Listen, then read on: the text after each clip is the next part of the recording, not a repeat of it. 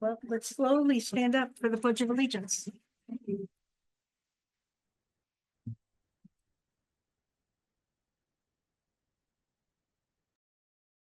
Pledge allegiance to the flag of the United States of America, and to the republic for which it stands, one nation, under God, indivisible, with liberty and justice for all.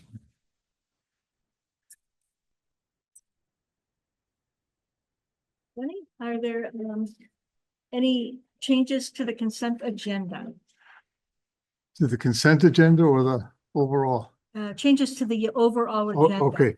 Yes, I'd like to make a motion to move two items from the action items. The recognition of the School of Excellence Award and the discussion on food service to move them up prior to the NIASC report. We need a second and all in favor? Second. Thank you, Christine. All in favor? Aye. Opposed? Abstained? Great. Did you say prior to the NIASC report? Like before? Yes. Okay.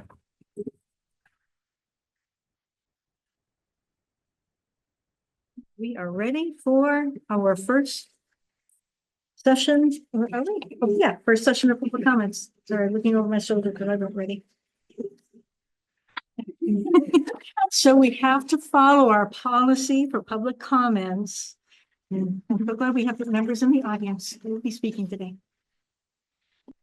So when we speak, I'm going to have some microphone. This is not going to amplify you. It's going to make it so that the people online can hear you.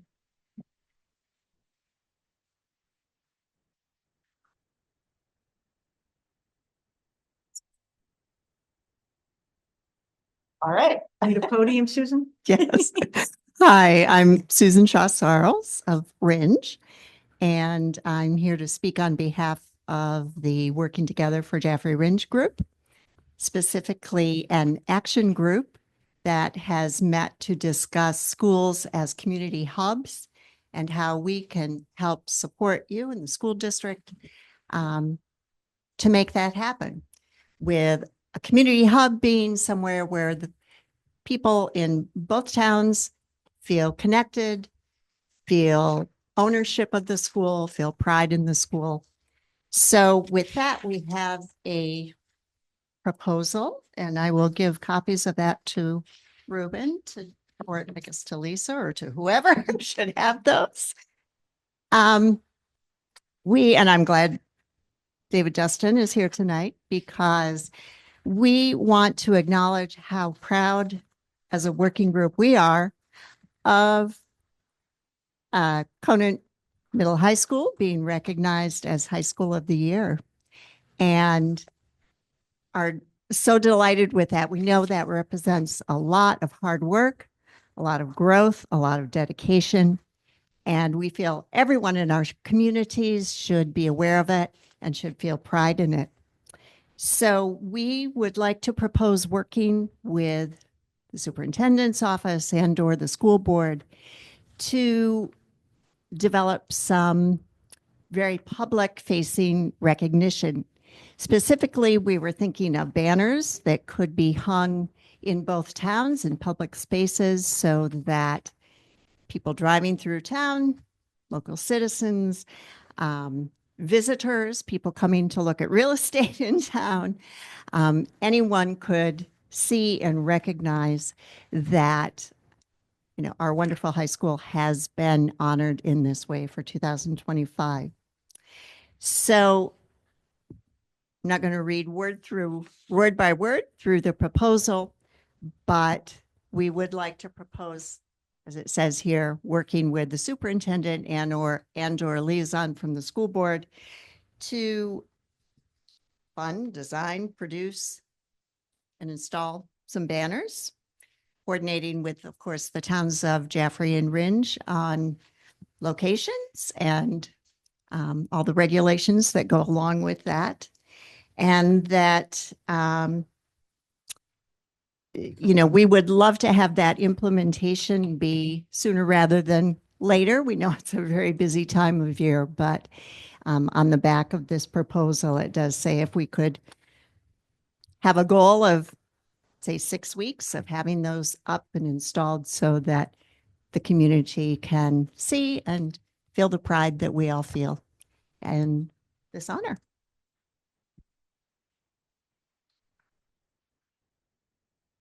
And I do have more copies. Thank you, Susan.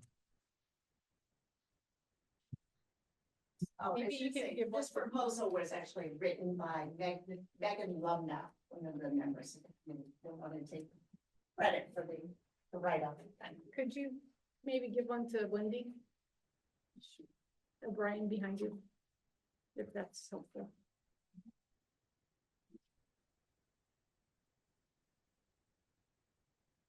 Susan, thank you so much for that.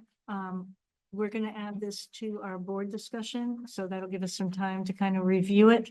But I did want to just ask a quick question. Did you guys have an idea on what kind of funding would be needed for this? How much would this cost? I do not have these. Okay. I know, depending on the size that is approved and the source you use for the banners, they can vary. So I'm sure we could fit into whatever budget is going to work for everybody. Thank you. We'll add this to our discussion items with the board. I appreciate this very much. Is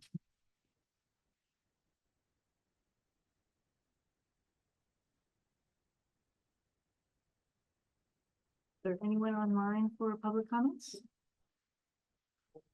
Okay.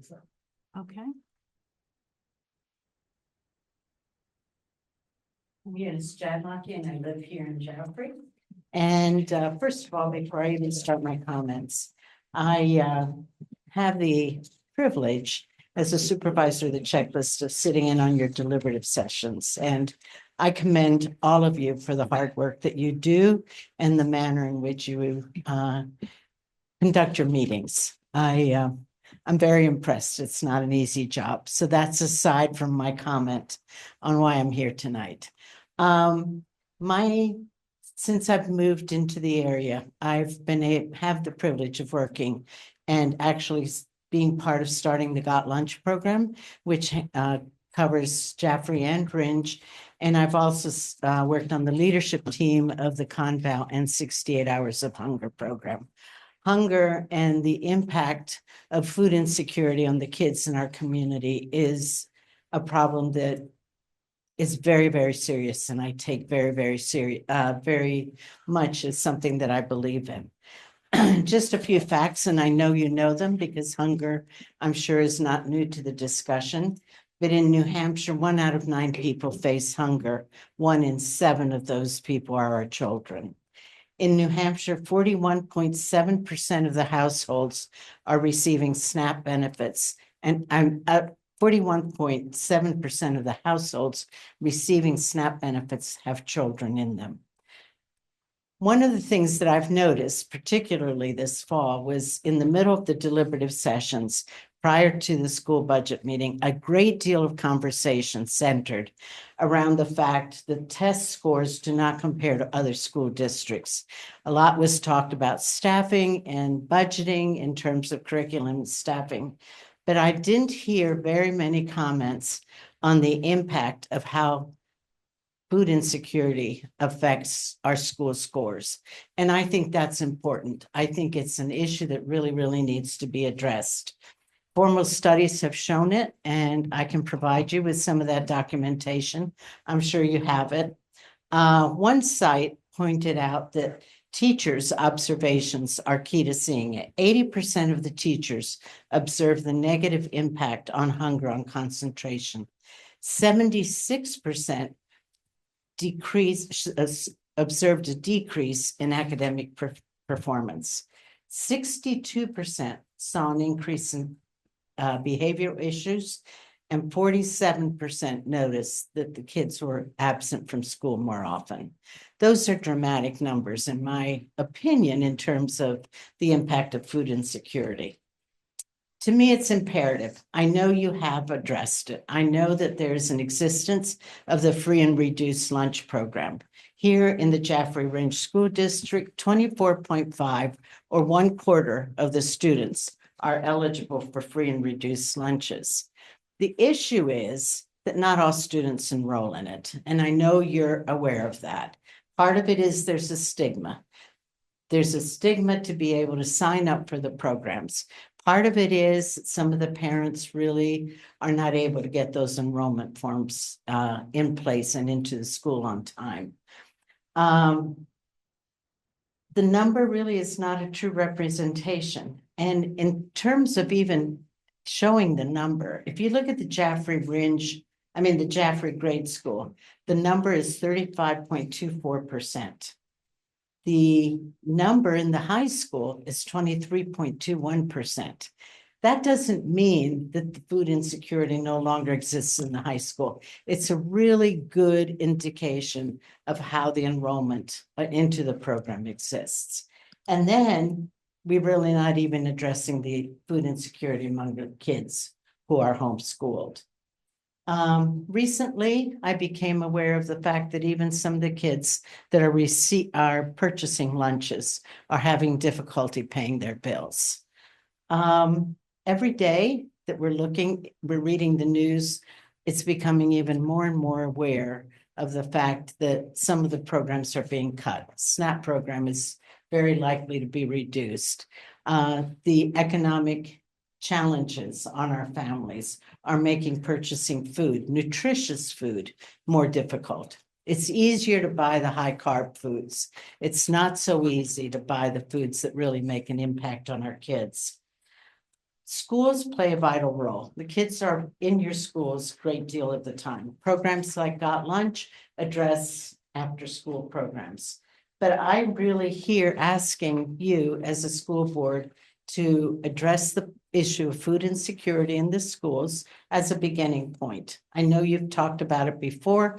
I know you dealt with it during the pandemic with some amazing impact.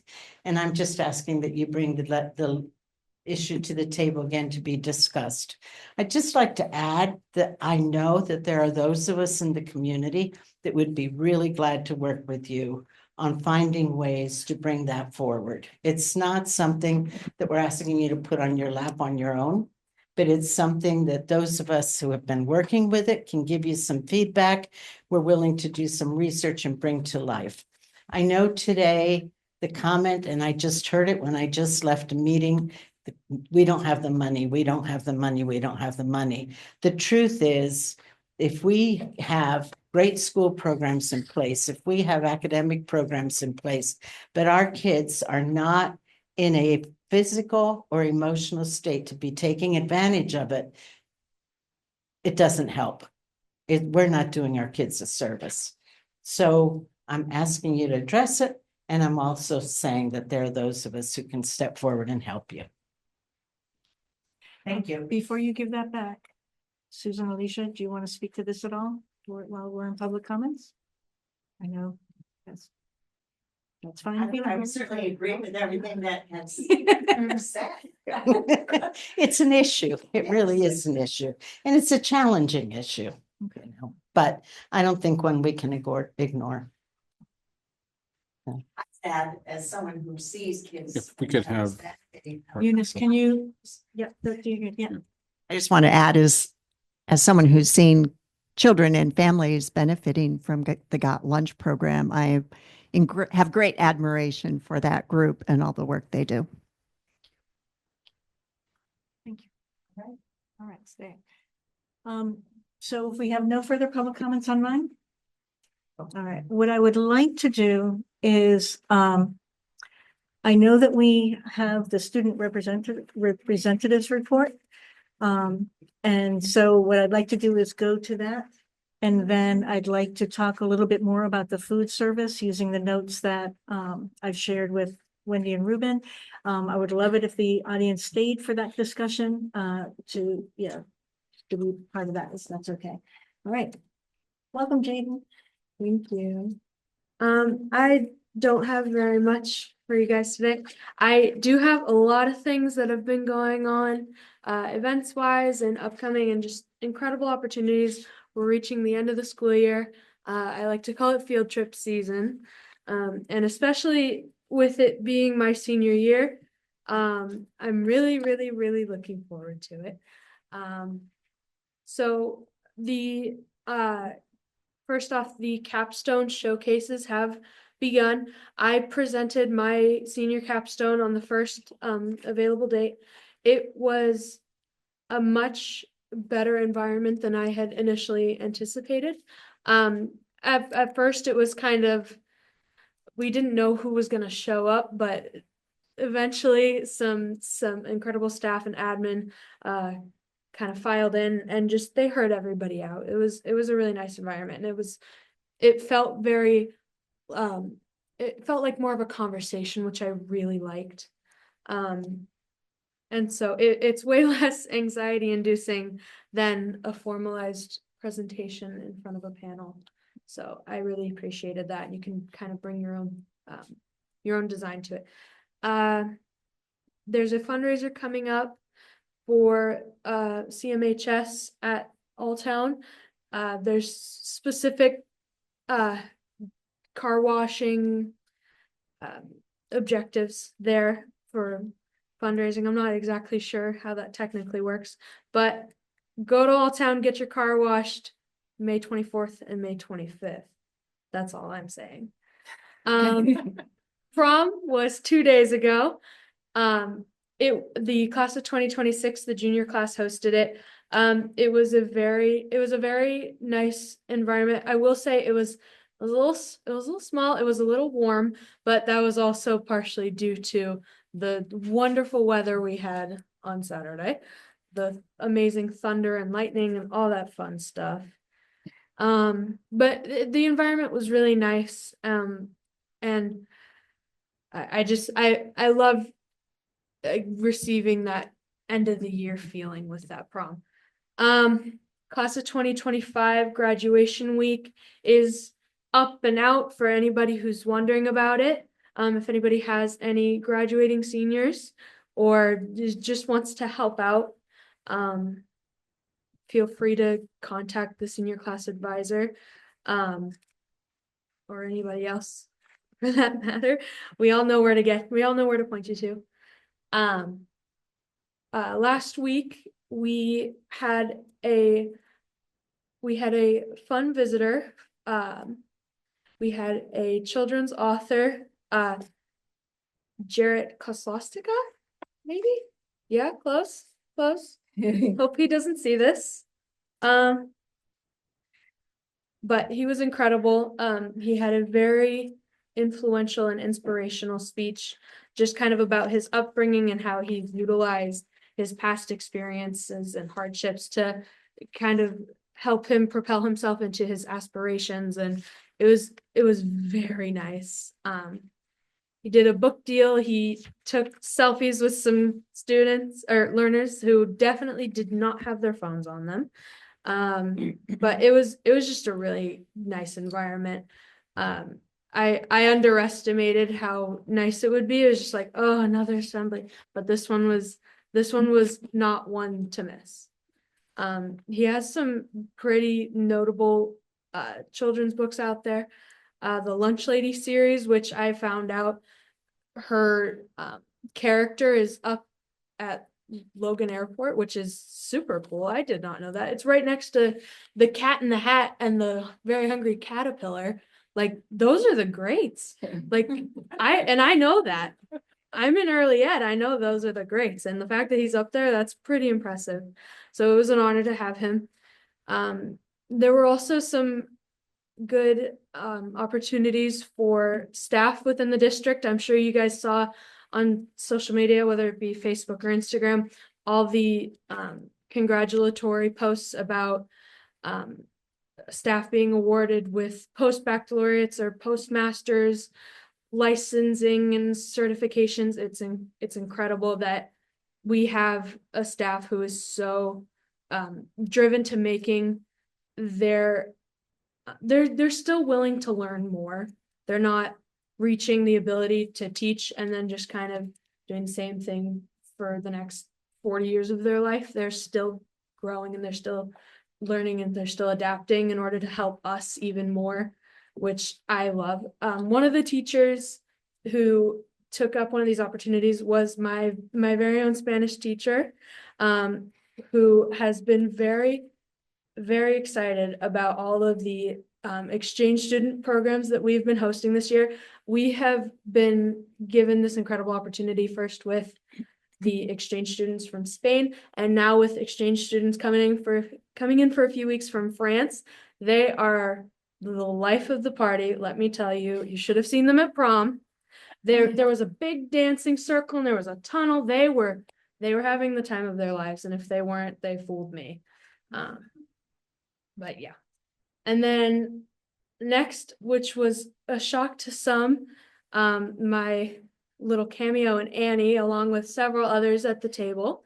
Although that was less shocking because I might have brought it up a little too much. Annie was great. There was a lot of attendance. It was very, very fun. All 3 shows, I don't regret it even a little bit. I hadn't been in drama for a few years before this point. I'd done it younger, but I'd taken a break. And it just, these programs are so, so, so warm and inviting to anyone and everyone who wants to genuinely give it a try. And it just felt so great. Like, it might not have been the exact same people that I knew from 3, 4, 5, 6, whatever years ago, but it was the same warm and welcoming environment. And that's something that's unique and remarkable about this district as a whole to me personally. And of course, the inclusion of some familiar faces who both did incredible, by the way. Let me tell you, I loved their rendition of Tomorrow. Especially, he's not here, but Mr. Hutchinson, he was the star of the show. Other than the dog, he was the star of the show. And Annie, of course, but you know. Athletics, we're doing pretty good with our athletics. Our baseball team has had very little losses. Our softball team is doing pretty great too. Tennis is just having a meet, like, it seems like every day. I would love to thank our athletic and activities director, Ms. Lindstad, for just always going boom, boom, boom, and getting every single thing done. She's on it all the time. And that dedication is so, so crucial to having this reputation that we have, to be able to have 7 different basketball teams, 4 different baseball teams, whatever we may want or need. Her drive is so, so crucial to what we can now pride ourselves on as a district. That's pretty much it. I'm excited for graduation. I don't think I said that. Oh wait, yes I did. Anything from anybody?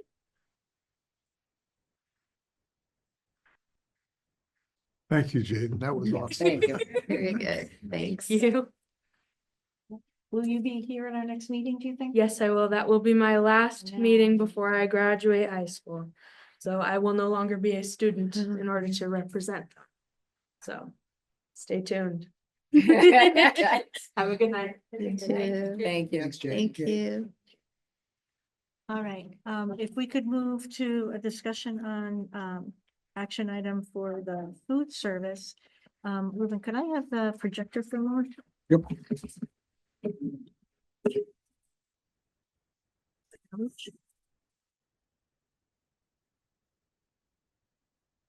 Break anything. Oh, bakey. Okay.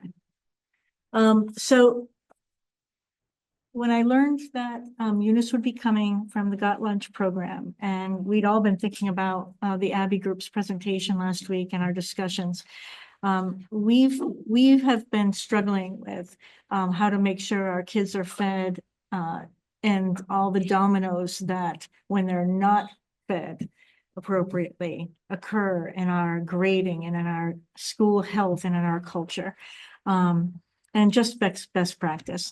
And it's been brought up so many meetings that I thought it would be helpful to create a document with very brief notes on what our conversations have been about in this last year, where we've come, and just have a time where we could spend a very short amount of time brainstorming next steps. We're not going to have any decisions today, but if there's groups that need to be made, if there's committees that need to be on this, if there's people we want to address, if there's surveys that need to be done, you know, if there's money we need to find, let's talk out what needs to happen. So I'm just gonna make this larger and I am gonna read it out loud. And I am very open to correction if I got some of these notes wrong, okay? So if somebody's misremembering, if I'm misremembering something, please tell me.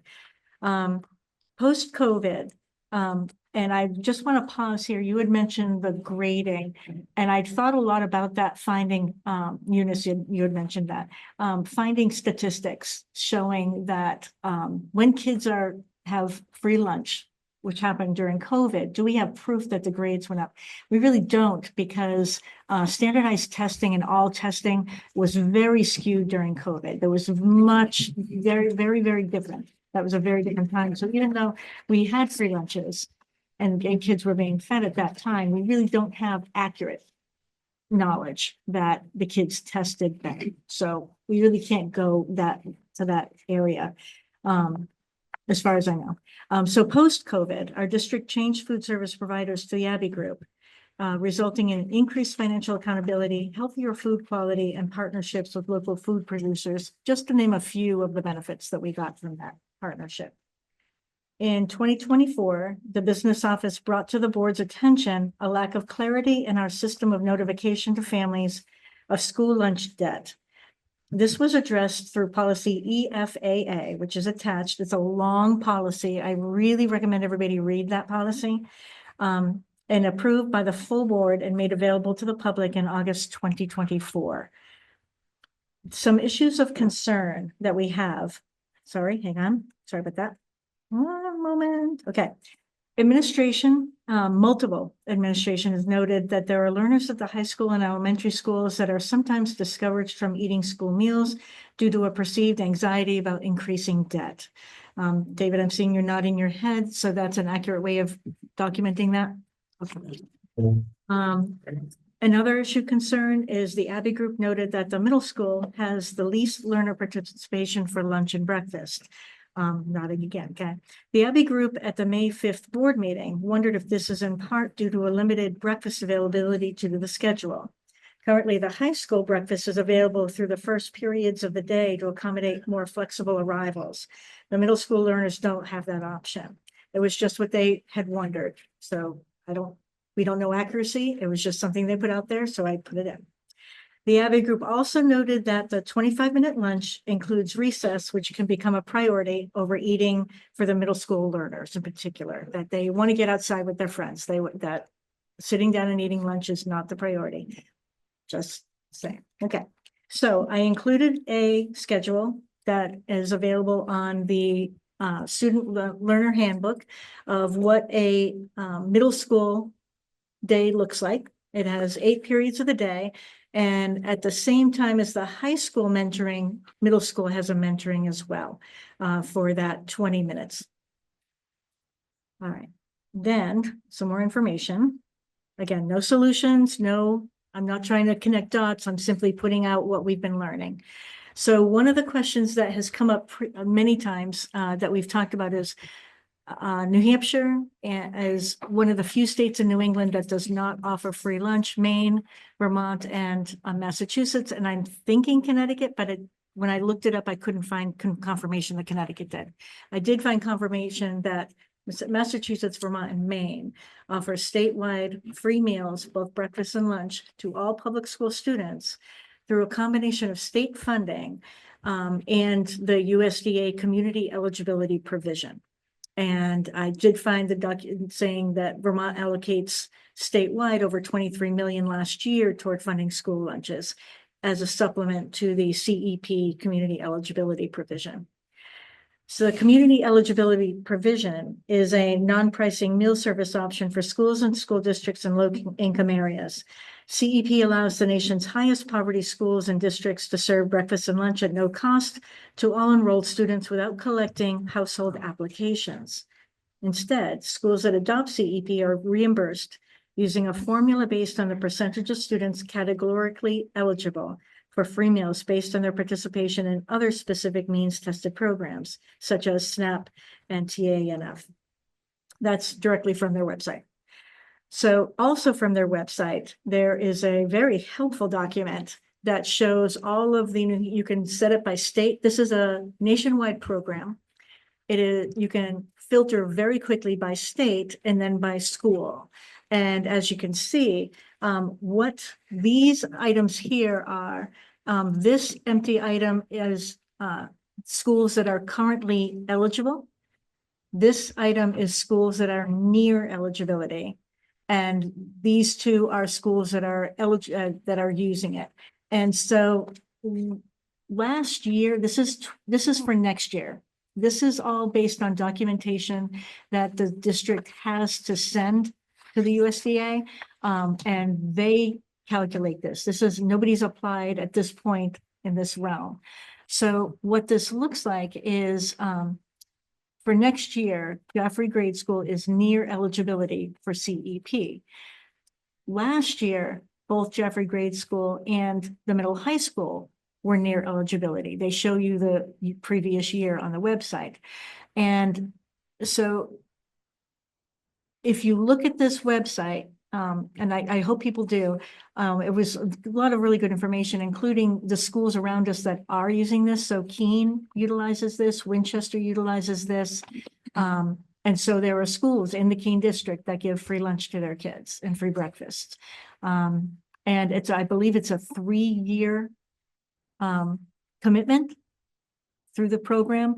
And the applications are due June 30th for those listening to have that. Now, we are not eligible, we're near eligibility, but that question came up, Eunice, about how accurate are our forms. Because when I looked at, I work at Monadnock School District, and when I looked at them, they had, of their 7 schools, 2 of them are eligible and 5 of them are near eligibility, and those are our neighbors. And so how is there such a discrepancy? Like, what could be happening? Like, could we talk to Keene and say, how do you do your forms to get accurate, you know, to make sure that you're at this level? So there's questions that I have looking at this, like, our forms, you know, is there ways we can get more forms, and would that bring us to the level to take advantage of this incredible program? So that was a piece that it came up a lot. I just wanted to make sure we had that information and where to find it. Local volunteer efforts. I put in these notes. The Got Lunch program is a volunteer initiative of the Ringe UCC Church, which recently moved spaces to the Jaffrey UCC Church. So there's a lot of partnership happening there. And from the Ledge, that's kind of comical. Okay, from the Ledger, April 20. Oh, there's the R. Hello. Okay, from the Ledger, they, on April 3rd, they did a nice article about the move. And they quoted, the Got Lunch program provides access to breakfast and lunch meals during the weekends, school breaks, and summer vacations for children in need. Currently provides weekend meals for about 29 students in the Jaffrey Ringe School District and about 88 children during vacations. And I asked you to stay because I had one question in particular I wanted to put in, Eunice. How are these students chosen? Do they apply? How do they get access? How do families who might not know about this get access to this program? And could I pause you just to have the microphone? Are you okay answering now? I am. So getting the news out there is always a big challenge. To be a secret is not helpful. So communication is always difficult. We've been very fortunate that the schools at the time when they used to have paper forms would actually have the forms and distribute them to the students, mostly through the elementary school. Now I believe, and I haven't followed on last year, but I believe the electronic form is sent out to all the students. The other thing that's helpful is you need the collaboration of the entire community. So the library, both in Ringe and in Jaffrey, were also very helpful at getting the news out, and working with Kathleen LaRue at the food pantry here in Jaffrey is very good at letting families know. As my contact at the library in Jaffrey, in Ringe, I assume is still the same. I haven't been as connected. Becky Beaton is now in charge of the Got Lunch program. I can follow up with her on that, but that's how that news gets out. If some of the faculty in the schools know about it, they can contact and make sure that people are aware of that, and they will be served. The weekend program that happens right now, mostly the school staff notifies Got Lunch that there are families that need it. Vacation time, whether it's the school vacations, because every time school's on vacation, bags of groceries enough for 1 week are delivered to the homes. So the difference really in this program and some other programs is there are some programs where they're delivered through the schools. The Got Lunch program delivers to the home. And the reason for that is for accessibility, to make sure that the kids really get the bags. But there have been some instances when, and I'm expanding a little bit more, but I think it's helpful to know, if privacy is really important. We've even had some instances where staff has been willing to work with the families to make sure that they get the help. So the cooperative relationship with the school is excellent. Could we do more? Probably. It's a secret. I mean, even in funding, when we ask for funds, there are people who've never heard of the Got Lunch program, and it's been in existence since 2013. Eunice, can I have your last name, please? Jadlocky. It's just the way it sounds. Common spell. I put it on the screen so you can tell me if it's wrong. Okay. Okay. Okay, so I added in some possible next steps. These are not my suggestions. These are things that I've heard say over the last 2 years, and I'm open to more. And again, we're not making decisions. We are simply trying to both isolate the problem, decide what we want to solve, and see if anybody has some good next steps for this. But I also want to add in next steps, assist with better, I'm just gonna say better, it's not that it's bad, communication for the Got Lunch program. Maybe that's social media, I don't know. Maybe that's dedicated time in newsletters.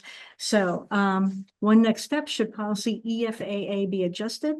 Another, should we survey to identify family needs and concerns, specifically around food insecurity? Lisa, Yeah, please, John. just wanted to stop you on that second one, the survey. One of the things that has been discussed is a needs assessment, really, which would include a survey, but maybe more than that. Trying to dig in somehow to the data on, who's not taking advantage of the programs that are available. The breakfast program, or who, I don't know. I mean, in a sense, we think that this is the most important part of it, the school and the student. But as has been pointed out, it extends into the community, most likely. And, how to get at that is, I think, a question that's worth delving into.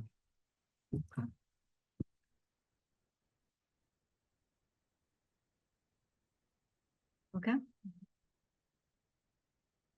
All right. We could consider asking the admin to bring back a pre-COVID practice at the middle school of having a cart of healthy snacks brought to the classrooms during mentoring time, or have cold breakfast items made available during mentoring, some way that mentoring time could be utilized to give that, after the kids have been there for an hour and a half, give time for them to just do a quick pit stop and get a granola bar, get a yogurt, something that's low on the totem pole for not heavy maintenance, but we would love that. So the microphone is here. So David Dustin, take it away. So I was not aware of the feedback that would be coming. I'm aware of the low participation at the middle school. I have a different perspective on why that might be. I have shared and I'm going to continue to share some significant concerns about the food quality at the middle school, the repetitiveness of menu items. I have sixth grade lunch duty, so I watch what is purchased and what ends up in the trash. And I know that when the Abbey group first started, the quality in the middle school was dramatically increased. There was fresh fruits and veggies on the fresh fruit and veggie cart all the time. Good variety of items, a lot of times kind of matching what the items at the high school, which the middle school kids generally liked, not everything, but a lot of it. And I've noted an increasing amount this year of hot dogs, hamburger sort of choices, soups and like tomato soup with grilled ham and cheese, things that are quite salty. I see a lot of it ending up in the garbage. I have brought feedback to the Abbey group about that, and I was today planning to do another round of that to kind of address that challenge. My concern is that, the middle school doesn't shock me at all because I'm watching what's been going on there, and I'm concerned that kids are choosing not to eat the lunch for that reason. The a la carte area where there's like salads and things like that, typically by the end of sixth grade lunch, we're kind of back in a cycle as well where we're running out of the salads and things just at that first lunch. So then if kids don't want the main choice, which again, I'm seeing that an increasing amount where they're not interested in that main choice, there's not even a reliable backup for them of good variety in that case. So I think that's a bigger issue in the middle school versus timing.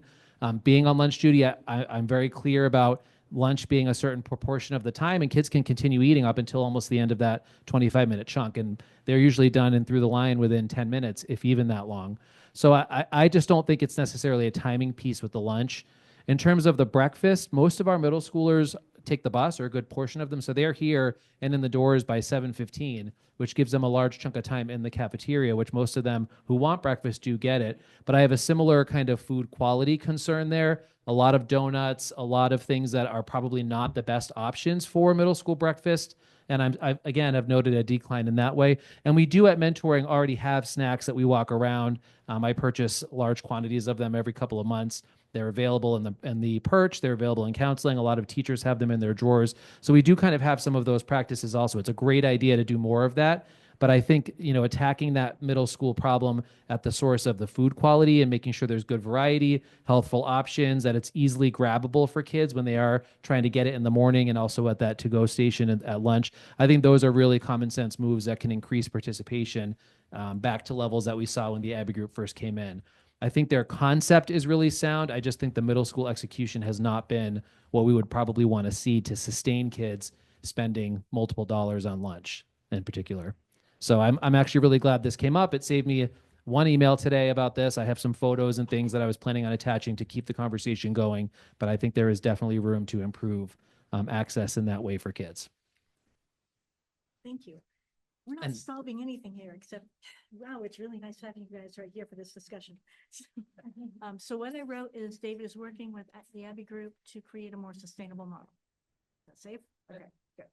All right, thank you for that. May I suggest a comma, especially at the middle school? Yeah, the high school has been good with variety, good with options, the other piece that the middle school has stopped doing or hasn't done as well is continued access to the fresh fruit and veggie bar, which a lot of kids on their first go around don't always take something, but at the high school, and I know that this is at least true at one of the elementary schools, I think it's probably both, kids can go back and get additional fresh fruits and veggies. There's these little boats there that they can put additional stuff in. The middle school has chosen to put that, middle school kitchen kind of out of the main area. And a lot of times there's like popped cans of like pre-cut, like pears and peaches and syrup and juices. Like that's the bulk of what's in the middle school bar. So again, it's not encouraging healthful food choices that can help kids feel filled up and they don't have access to it once they've gone through the lunch line. It's just another simple change that better mirrors the other schools and helps encourage kids to use participation on those healthy food items. I know that when I'm at Ringe Memorial School during kindergarten lunch and I get to do that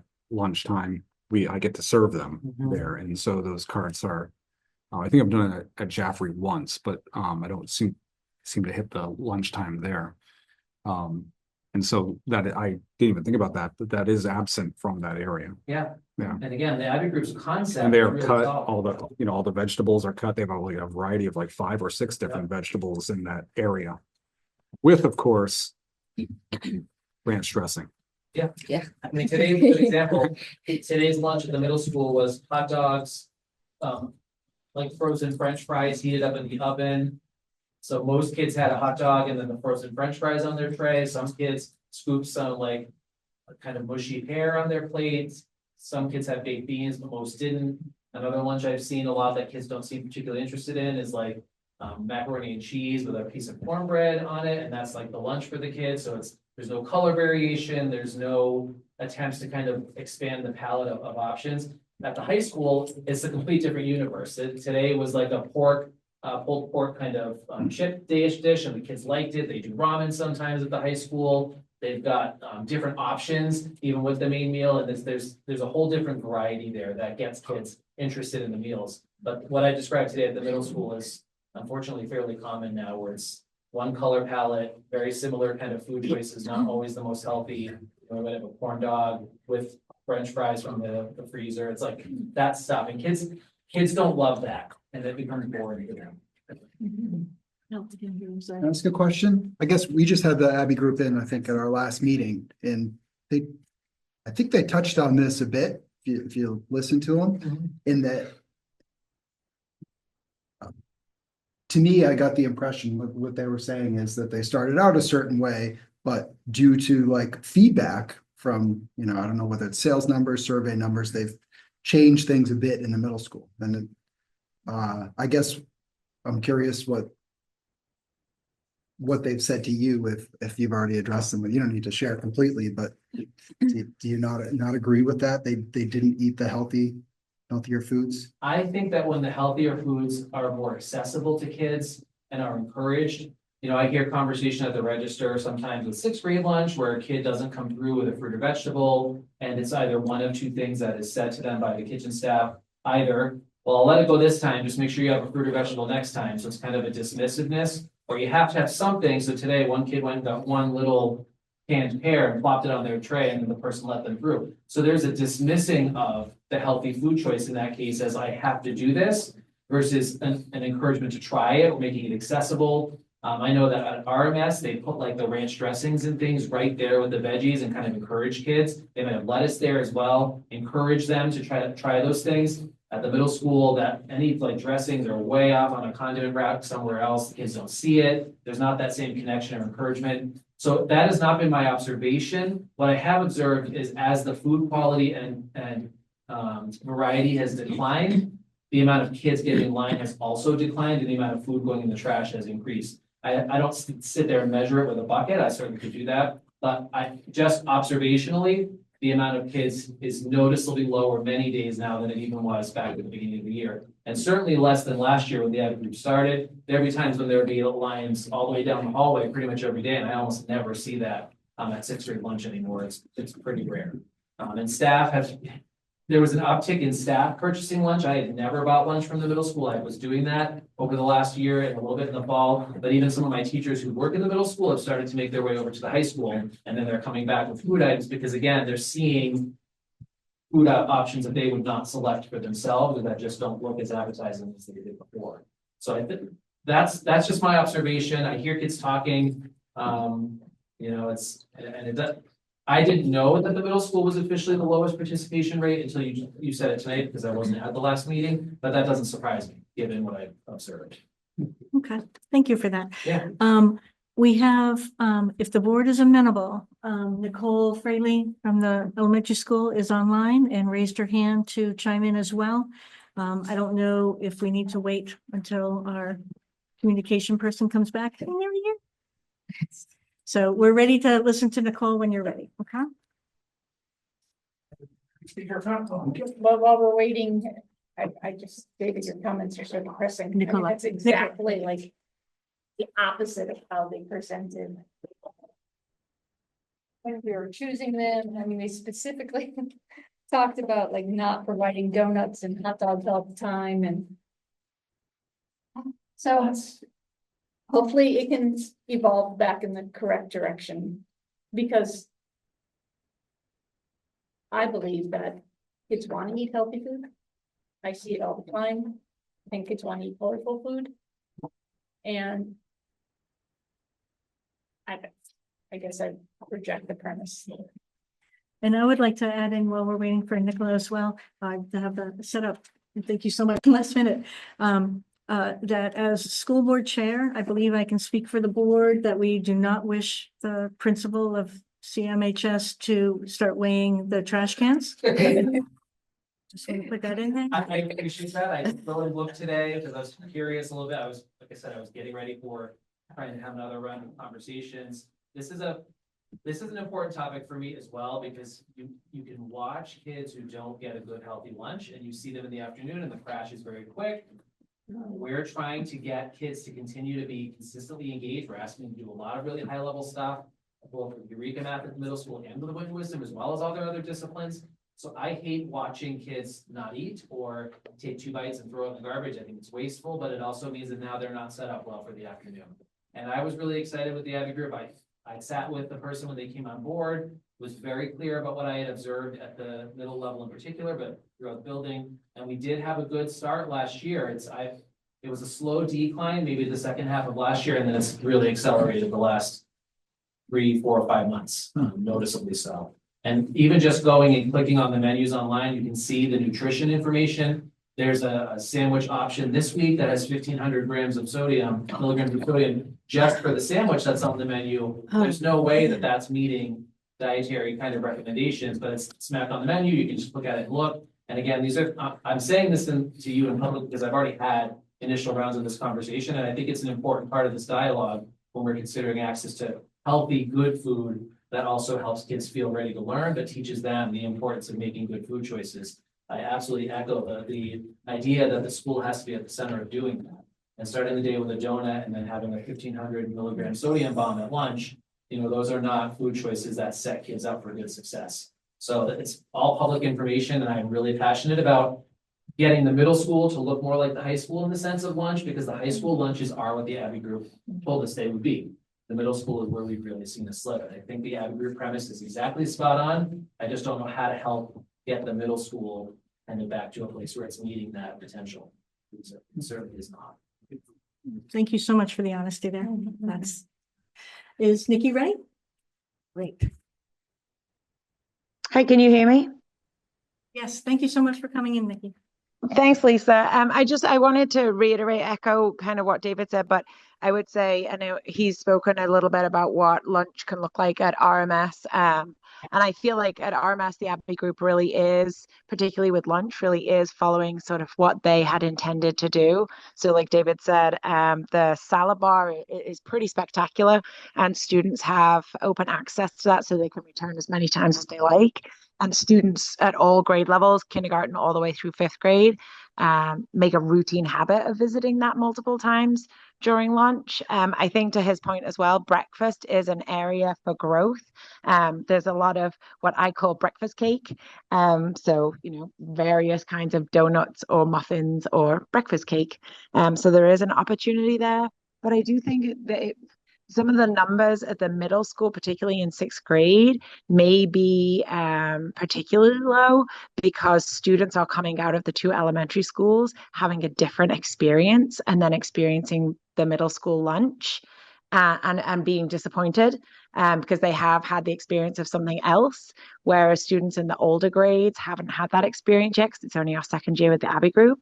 And so I wonder too if that can also be a factor in the lower numbers of 6th graders because they're used to a superior lunch at the elementary levels. Thank you so much, Nikki, for adding that in. I really appreciate that. I'm going to keep going because we do have a big presentation on the way, and I am thrilled with this conversation. So the next notes that I put down, how can communication help alleviate that parental anxiety, in particular, people who might be anxious about increasing that debt? Is there a way that we can communicate things better? Currently, our policy does have multiple routes for assistance, and I'm not sure that's communicated. So I'm wondering about that piece. And could communication also increase breakfast and lunch participation? But sounds like better food quality might actually fix that. We'll see. Are the next one on the bullets throw yourselves into this. I'm just moving quickly, you guys. Are the CEP eligibility numbers accurate for our district? I really want to make sure that we are not missing an opportunity here. If not, is there something we can do to increase the accuracy of the numbers that we send to the government? Should we form a community group to help research private funding for increased food accessibility when we have a private group already here that's talking about working together for Ringe and I won't go there. All right, but is it a community group that we need to look for private funding? And I added in, thanks to Eunice, how can we assist with better communication for the Got Lunch program to increase that? One piece that I did not put in here at this point is pre-COVID, there was a practice of having an alternate lunch available. And that has good and big bad. You'd have peanut butter and jelly sandwich or somebody who couldn't afford lunch, basically. That's the premise. And our policy up until August still had that we were offering an alternate lunch. And then we found out from Abbey Group that they never did that, and we're not doing an alternate lunch. And that's because of food shaming. So it's a huge problem to be able to do that without a stigma. Very difficult to do that without the privacy concerns being compromised. And, but is there a better way to try to do an alternate lunch that would keep privacy and make sure people still had availability to food? I don't know. I just want to say, I was mentioning that to my daughter the other day that, back in the 70s in Linfield, where it's hyper high income, we had the peanut butter and jelly, and sometimes we just preferred it. I don't feel as though there was any shame with taking the peanut butter sandwich. I knew kids whose families owned restaurants that would take the sandwich. I think it's just a good idea to have it. Because if I had a choice between a hot dog and a peanut butter and jelly sandwich, I'd probably take the peanut butter and jelly. I just think it's a simple thing as just like a, stopgap. I think it should be there. It's not great, but it's something. It's not peanut butter, it's sunflower butter, and Yes. it's not quite as delicious. It should be real. butter's pretty It should be peanut butter and it should be good quality jelly. I mean, it should be a quality peanut butter and jelly. Not sun, that's gross. So again, we aren't looking for big solutions, but I did want to get some ideas that we had all talked about and then add in more, a couple more, and see if there were any action items we could say right now, oh, let's do this. So I don't know if anybody has a suggestion for anything. I just have, the way to me, we as a board can affect things most immediately is by policy, right? And I remember we had a pretty extensive discussion last year during this, and we made some changes to the policy that I think I'm hearing probably had, and I guess I'm kind of looking at David here, changes to the policy where we increased notification, if I'm remembering correctly, that may have had kind of a negative effect on kids accessing food. I don't know, maybe that's something we should look at. And it's probably not a discussion we get into now, but if there's some changes that we made and now we're discussing like, wow, now kids aren't taking food, it may be as a result of some policy actions that we took. So maybe that's just, I probably can't solve it now. We have a lot of other things to talk about, but I agree that we should maybe take a look at that policy, what the impact of it was, and look at maybe changes or reversal to that if we think if it didn't have the desired outcome.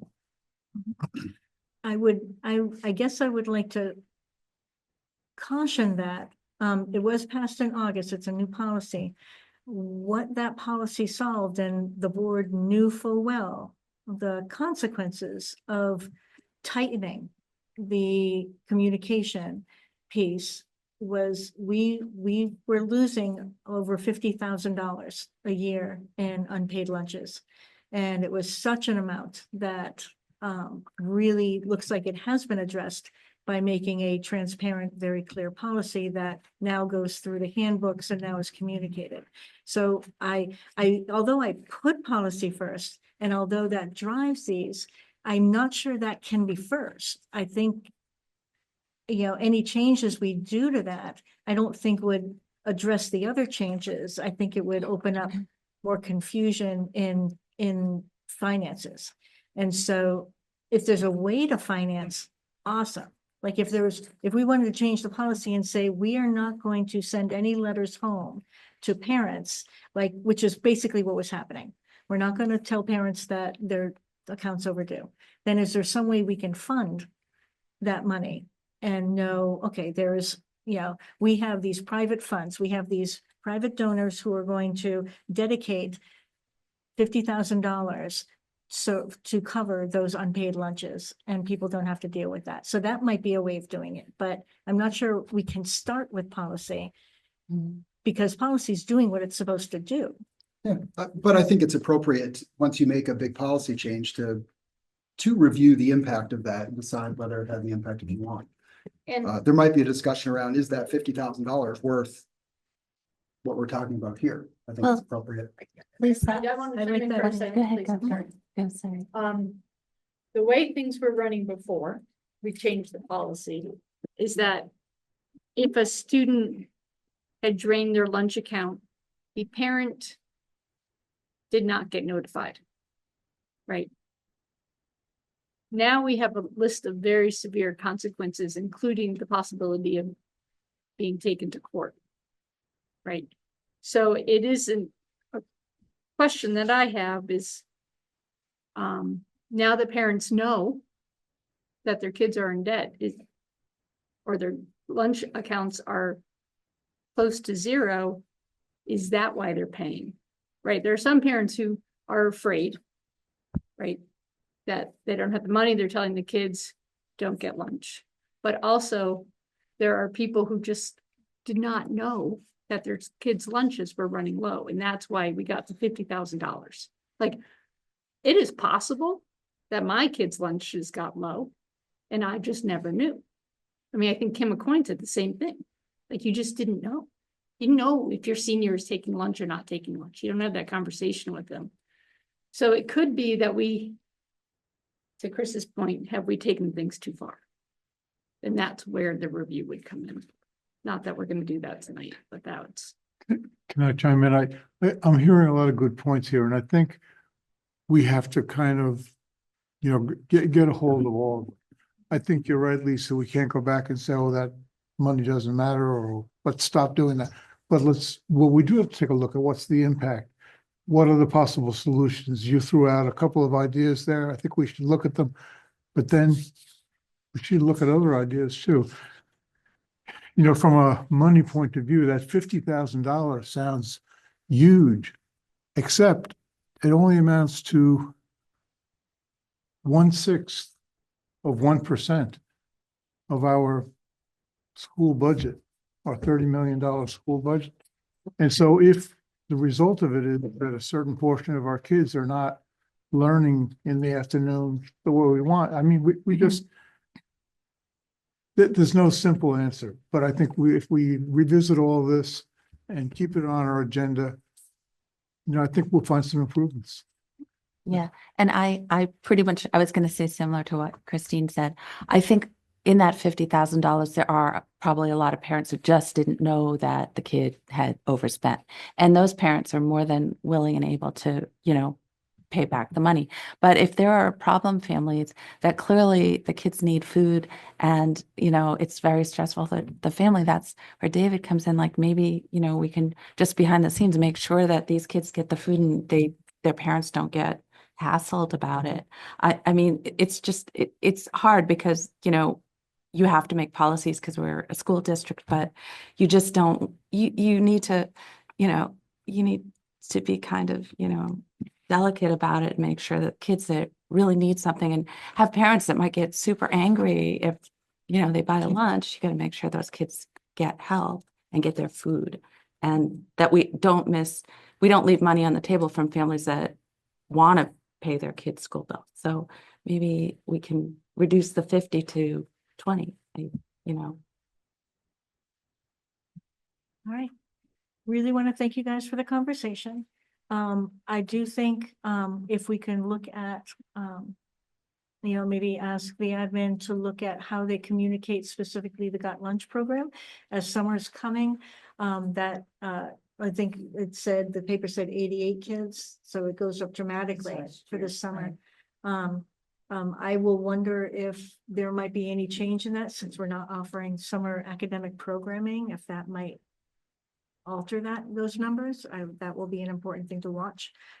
More kids going hungry, because they're not utilizing the school services, which part of me would expect, but that's something to watch. So would that be an okay action item to ask admin to look at better ways more ways to communicate the Got Lunch program to see if that can increase? We'll start there.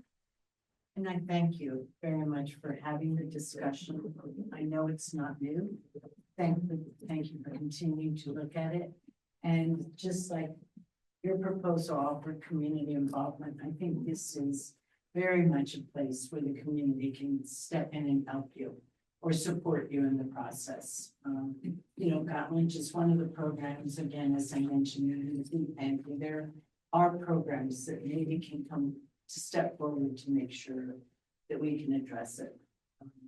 This is excellent to hear the discussion tonight, so thank you. Well, thank you for bringing it in. Thank you.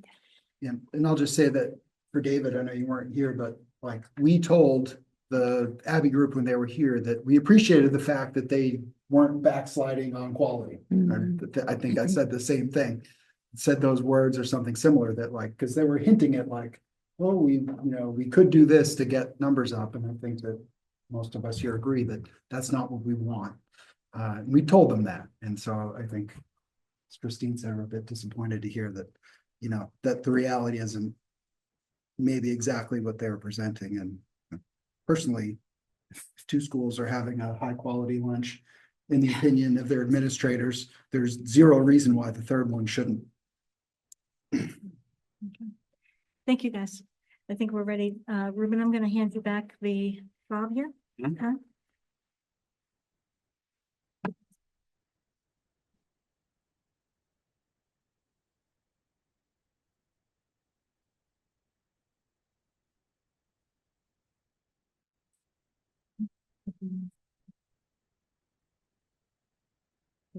Now we are inviting David Dustin to come and speak to us about the NEAS report. Lisa, could I just ask up one on the issue related to the flags? That's something we'll take up as a board. Is that right? And I figured during the board discussion later, but do we want to do, it's an action item, so we want to talk about it now? well, I was just thinking it would be nice to just, I have a feeling it won't be as long as, what we just did Sure. with the Are you food. okay, David, waiting a moment to do that? Great. All right, board input on the offer to work with us to create banners or do some sort of a recognition for the School of Excellence, something a public thing. So board discussion, please. Where are we feeling? If I can, I would just like to say that it was very encouraging to have working together, Jaffrey Ringe, come together last month and have a first meeting. And I've been amazed at how many people in the community who have no connection to the school have come up to me to say, what are you going to do to keep your momentum going for next year? Because, we're not even close to next year because we haven't had a meeting in August to officially decide what is, 25, 26 going to look like. But I think we're all conscious of the fact that even a bigger problem is keeping support of the schools going. And so, this idea that came up about the banners is, I think a great idea, but it's also important in that it helps us as a board remember. This discussion we've just had is typical in the sense that it's important, it takes up our time, and another hour and a half from now, we're all going to be fading as we're waiting for the meeting to end.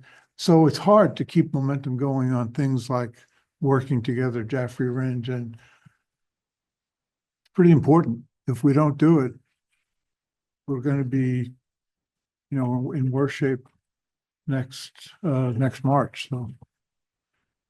I mean, I'd like to thank you both for being here, and I guess, you know, I think the proposal is something that,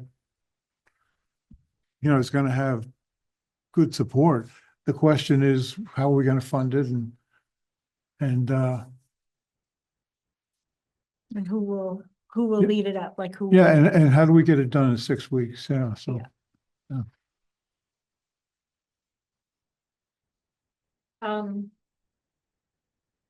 I love the idea of working together. Love the idea of celebrating our schools and as they should be celebrated. I'm wondering if, I'm gonna guess it's Team Jaffrey that puts up the banners on the lampposts in downtown Jaffrey. I'm wondering if they could help guide us in the conversation about cost and sourcing printing and what permits are needed and so on. I would be happy to reach out to Team Jaffrey to get that type of information and pass it on to the board. Thank you, Christian. Talk about. If that's, you know, if what we end up with is going, if that is too expensive of a route, then maybe we end up going to Staples and just, or what's the printing shop in town? Saffron Graphics, and getting just some banners done on the bridges. But it would be nice to have something beautiful that everyone can take pride in. Yeah, and as far as funding, you never know, right? I could see a local business even stepping up to help with that. I think a lot of people have recognized, you know, there's been announced on social media and in the newspapers, and people in town do know about it, right? People stop me while I was mowing my lawn and be like, hey, that's great that they got that award, like the word is out there. But just to recognize that, because it is a big achievement, and I know David's gonna go through it and talk about that it is something to be recognized, and it's important that we just don't like, yeah, that's great, move on. It's a big achievement, and it's the school of we're the school of the year for the next year, right? And I think that reminder is important. So I don't know how we do it, but I think if maybe just a couple of us can. Christine's volunteered, I'd certainly be willing to take some of my time to maybe work with, you know, someone from the group and put together a high level proposal of what it would cost, and then we can go talk to the rest of the board about how we could fund it. I think that would be great. It'd be nice if it was up in time for Riverfest. Yeah, that's what I was thinking for the summer events, you know. Because a lot of people come into town for the Riverfest in July. Yep. No, I agree. There's a lot of people that come through here. I was talking with a school supporter, a big supporter, about a week ago, and I mentioned the School of Excellence Award. And this person said to me, oh yeah, but that happened a couple of months ago, right? And she was referring to, I think, the statement from the NEASC Commission. So there are people out there who don't know what's happened, and of course, you know, just got by them. This is something. One of my favorite things is it's not about publicizing anything and permanently in the community or anything is David, when you opened that letter from that company from another town with this big congratulations. So it was neat that a lot of places, a lot of people, and we got a lot of calls from and emails from other places around the state congratulating us and for the great work. But it was, I know it's hanging up in your office. It was just a really neat letter. Kind of random. Does anybody have, is anybody still like on the Chamber of Commerce's in Ranger Jaffrey that might be able to talk with them about possibility of helping to fund this? I don't know. Well, maybe the first thing we need to do is find out what we need. Yeah. What our financial need is. Okay. Christine, thank you for Yeah. kind of pursuing that. Thank you for that. Okay. Awesome. All right, all good? Any more discussion on that? We're good for now, and we'll put it on the agenda for next meeting, just to make sure that we're not gonna miss out on opportunity and timing. Okay, great. Thank you Okay. guys so much for Thanks. coming. Thank you for being very patient while you waited while we did all this. And Yeah. Great, it was a good meeting to be here for, a lot of discussion, so. yeah, this it's is great, yeah. So I appreciate the time to be able to present on our NEASC process to the board. It is a required part that we present the report when we get it to the board and that we make it public. And obviously, my intention had been much earlier this year, but there was a lot that happened in the late winter, spring, and so this has been delayed until now. But I think it's still great to share, and I'll definitely be happy to answer questions as well. So I'm presenting on both the process and the outcome of our NEASC 10-year visit.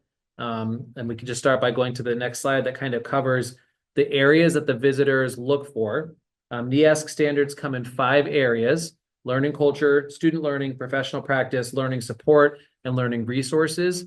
And there's descriptors there, which I won't take the time to read right now, but these are kind of the umbrella areas that they look for. And then within each of these standard strands, there are anywhere between a few to maybe 10 to 12 measured standards within each of these areas. So there's quite a lot that they look for. It is no longer the process with NEASC that it was at our previous cycle, which would have been back in 2013 timeframe, where there was long pages of just checklists of things that had to be checked off. This process much more closely mirrors like our own learning goal kind of setup, where there's an overarching outcome and then lots of measurables within that outcome that we collect evidence and kind of support. So the process is designed to ensure that schools that receive accreditation meet high benchmarks, and mostly that they're showing aptitude for growth, a capacity for change, and an interest in really driving high levels of student learning through the process of doing this work. So that's what these areas kind of cover. The NEASC process includes a little cycle that starts with a self-assessment, which was our first part of the journey way back in 2022, where we have to collect evidence within each of these areas. Then there's what's called a collaborative conference, which is when a very small team of visitors came for just 2 days, 1 night to kind of look at our initial report. It's kind of like what we would call a formative assessment. They reviewed the evidence we've provided, collected some of their own, and then issued some very specific guidelines for our kind of immediate next steps before our 10-year visit, which is the big kind of summative visit. We embarked on a 2-year process of school improvement based on our collaborative conference report. We did some more self-assessing, created another kind of self-assessment report with evidence and things like that. For our 10-year visit, which was the big piece, we had that visit take place. That group was here for a much longer window of time. I think it was 3 nights, 4 days of time. That just so happened to fall on the eclipse last year, which was kind of cool. We had them here for our eclipse event, which we had not anticipated, but they got to see that kind of community element. They issue another report, which is our final kind of, are you accredited or not, or some other in between. And in that report, they outline, again, things you're doing well and specific areas for growth. Some schools, I've been on some visits where the outcome of this 10-year report is very direct and specific. And there's a lot of things to work on, and you might get put on a 1-year reporting cycle if that's the case, meaning essentially after that 10-year process, your school is being told, we want to hear every year that you're making growth. Most schools get on a 2-year cycle, which is what we're on, which means that as we continue our journey of school improvement, every 2 years, we just give an update on where we're at. And then the process continues. So with our own self-reflection report, we took some time to have committees gather information for each area of the report. So we spent all of last fall doing that again. We'd already done that once for the collaborative conference. We looked at collecting evidence, and evidence is a word that carries meaning with NEASC. It has to be specific things. It could be documentation, things in our handbooks, our district policies or school procedures, samples of work that students complete is a huge piece of evidence they look for, rubrics and assessments, teacher PD and kind of what that looks like.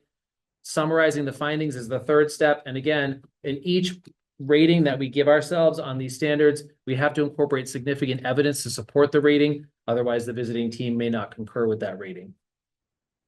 The visiting team, when they arrived, which is made up of administrators, teachers, sometimes counselors or other folks from different schools, when they arrive, their first step was to review our self-assessment report. So they go through that with a fine-tooth comb, and then they work on collecting evidence kind of on a firsthand observation experience.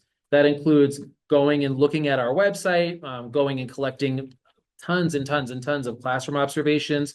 They spend multiple days just kind of going and visiting different rooms, documenting what they're seeing the teachers do, what are they seeing the learners do, what are the interactions taking place. They have focus groups as part of this. They met with board members, administrators, teachers, parents, and community members, lots of meetings with kids, work showcases from learners and staff. And they're collecting all this evidence and comparing what they're seeing in this process with what we reported in our self-assessment. And based on that comparison of the evidence, they issue their final ratings as well as recommendations for the school to continue and any commendations that they might have noted that stand out beyond the report. And I just copied and pasted on there two kind of things you might see in the report, sources of evidence. These are things that the visitors looked for and are including in their reports. You can see on those lists, it could be anything from observing things, talking to people, collecting documents, all sorts of stuff. The question of why accreditation matters comes up a lot because it is quite a rigorous process. It's grueling. It puts the school through a lot each time we go through it. Very stressful. Lots of time spent trying to pull different groups together. And so I'm kind of emphasizing these areas here. Some things that it does do, it does ensure that we have substantial compliance with these quality standards that lots of schools do. Most schools seek accreditation through this organization across New England because it's a step beyond just saying you're good enough. This is saying that you're striving to continue growth and meet high expectations. There's integrity in how we kind of do the process. It shows a commitment to learning, and it documents from an outsider looking in that the school provides sufficient resources to support learners and learner needs. What it does not do, and these things are straight from the NEASC website, so I didn't make any of this up. This is from them. What it does not do is guarantee any individual student's experience. So what they don't do is say, oh, you had a great experience and your high school was perfect or your middle school is perfect, accredited, or you had a rough experience, your family is not happy with the school, not accredited. It doesn't guarantee that. It looks at the holistic picture of what the evidence supports. It doesn't guarantee any one program will have quality. It looks at the overall quality of programming in general, and they don't do any sort of ranking. So what it does is give us that reflective look back from a different set of eyes to tell us where we're excelling, make recommendations, and push us to keep being in a process of growth. And having that NEASC seal of accreditation tells other institutions that our kids are coming from a school that values those things as well. So I'm just going to quickly go through this. This is from the collaborative conference. So that was our initial stage. We were given 5 areas of priority to focus on. One was curriculum, making sure it was consistent in all content. We did not have a vision of the graduate yet, which is part of the NEASC required standards. We had our beautiful strategic design, but it had not yet been distilled into a specific vision for what we want learners leaving Conant Middle High School to be able to do. We didn't have a written school improvement plan that was consistent, so that was a priority area. Counseling and learner support procedures were deficient. We said that. The visitors concurred and kind of acknowledged that as well. So they said, work on that over the next 2 years. And then increasing the unity between the middle and high school with a specific recommendation to either become one or not. And that was their 5th priority area. So that was way back at our initial process in 2022. These are the 5 things that they said we should spend our time focusing on to really raise the quality of our school. We spent the time after 2022 meeting with faculty, getting them into workshop groups. We spent all of the 22-23 school year in different committees, really digging into these priority areas, reaching out to stakeholders, getting a sense of where to start, and then using lots of our faculty meeting times to do the work of identifying improvement, writing plans, and beginning the process of implementing. And the board has had lots of meetings from us and lots of presentations, and has of course been a part of adding, changing, modifying, and improving as we worked towards the goals and priority areas from 2022. So again, this is how we focused on the school culture elements, lots of feedback, bolstering student voice and leadership, creating a vertical alignment structure way back in 22-23 that's continued to evolve. Of course, we've become one school with that cultural impact being huge for our building and for how the learners and staff kind of adapt. We've had teams at the high school and middle school working across grade spans more consistently. So these are the things we started in 22 based on that collaborative conference to really push our school culture forward. School counseling, we've made a lot of staffing shifts, recycling, this next slide, recycling positions that we felt we could move around based on how things were going. We didn't create any new positions, but we repurposed the ones that we had to get us to having a consistent full counseling team that now includes a middle school counselor, 2 for the high school, and a school adjustment counselor, as well as that 504 and director piece. So at this point, we've aligned with the elementary schools with our middle school and are using Second Step for SEL. That started in 22-23 based on this process, and we've continued to grow that each year. We also have adopted Signs of Suicide and Common Sense Media to grow the lessons that we can offer in classroom guidance. We got to the point the following year where all learners in grades 6 through 9 were receiving regular classroom guidance lessons, which had not ever happened at the high school in the time I had been here and had largely vanished from the middle school in the COVID timeframe. So again, rebuilding in a really specific way based on this process. And then lastly, counseling is now regularly getting out into teams and working on learner support processes with specific teams to help bolster how these programming supports reach learners. So again, this is all just from that first 2022 collaborative conference. These are the things we focused on. The vision of the graduate priority area, we made a large cross-section team, did some surveying, pulled key elements from the strategic design to see how those would implement into the vision of the graduate, made some drafts, did more review, voted on a final design, and at this point are now working on the rubrics to measure these with a goal of implementing the rubrics next year into how we actually assess and report learning to our community and to our learners through that vision of the graduate process. But again, started back with that collaborative conference. Our school improvement plan, again, broke into priority areas, met once to twice monthly in the 22-23 school year, crafted very specific outcomes and goals on each of our priority areas into a nice school improvement plan, lots of feedback sessions as we adjusted and revised, and we had our first formal school improvement plan rolled out in the 23-24 school year that had a 5-year window. We've already done a full year of implementing and adjusting and added another year on the other end. So that's work that started in 22-23 and has continued to grow from this process. And then with curriculum, thankfully, we had already started a lot of this in the 2020 school year with the work we did distilling our learning progressions into the learning goals that we use now. We've continued to use School Day PD to revise and do that work. We now have power standards. We added proficiency descriptors with can-do statements. We now have sample evidence in all of our learning goals in every content area, every grade, as well as resource links. And we have added, as of last year, the vision of the graduate language. So when the visitors came for the first time ever, every content area had one format on a curriculum map for every content area. So that was something that we had prioritized, again, based on this work and kind of sped up our time frame to do it. Based on the other recommendations at the collaborative conference, we also increased professional learning, specifically in literacy and math, increased the use of data through Otis and rolling out a school-wide testing plan, which every year we revise and continue to implement. We started professional learning communities as a really big focus in 2022 and have continued to train and refine how staff use data in those groups. We added a learner mentoring to increase that 6 through 12 culture with the Link and Web crews, Link being the 11th and 12th graders supporting incoming 9th graders, and Web being 8th graders supporting incoming 6th graders, again, helping to bolster that student voice component. We've continued to grow our STEAM offerings. We've added more STEM courses. We added a 3rd visual arts teacher, again, by repurposing positions, and a 3rd STEM teacher in 2024, which we're back down to 2, but still maintaining a lot of programming. And then the staff looked at the rigor we were expecting as we rolled out these learning goals and made some decisions based on what we were seeing to increase expectations that every learning goal within a course had to be a developing or level 2 or above to pass the course, and then adding more support to make that successful. Again, these are things that, based on that mirror we were seeing from NEASC, we decided these were other areas we wanted to continue to grow on as a staff in school. Okay, so that brings us to the decennial visit.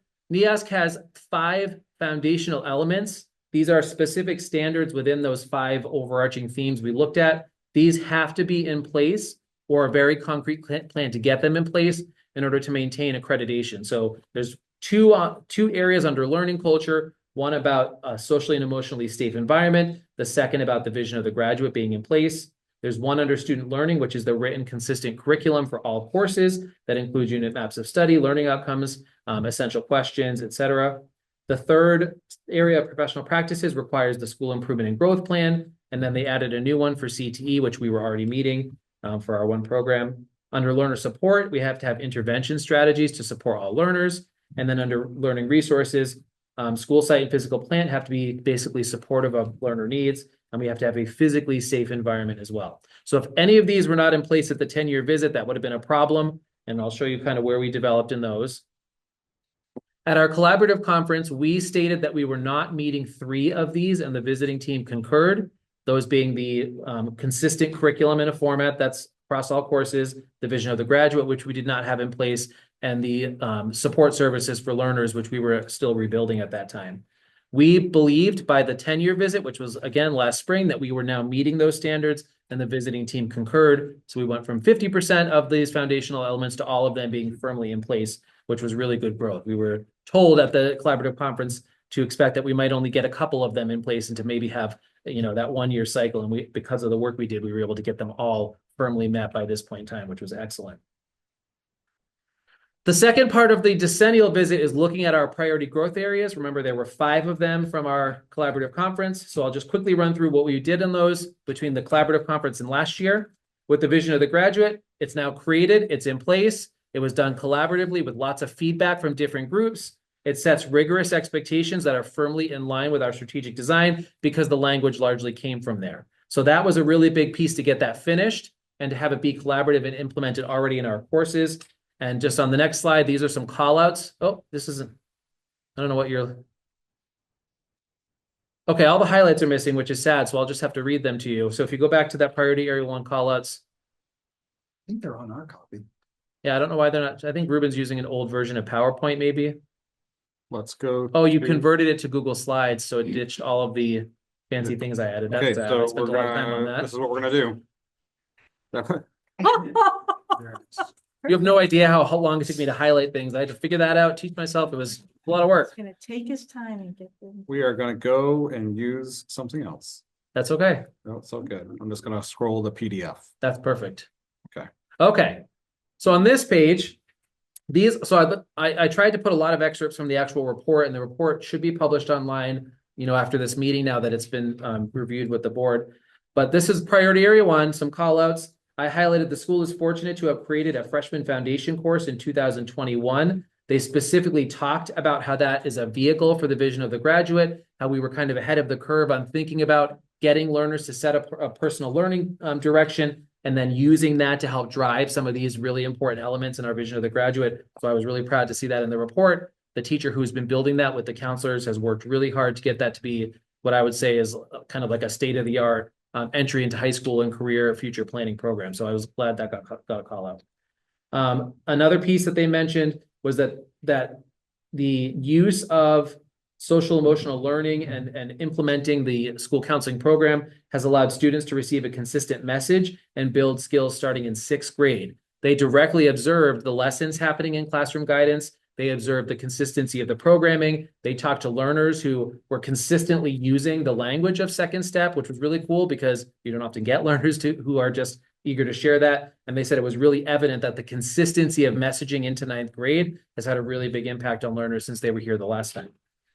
Emphasis on community service, extracurricular activities, and leadership programs was called out in priority area 1, as well as allowing learners to develop themselves through these activities, which again helps build that longer term vision of what we want our graduates to be.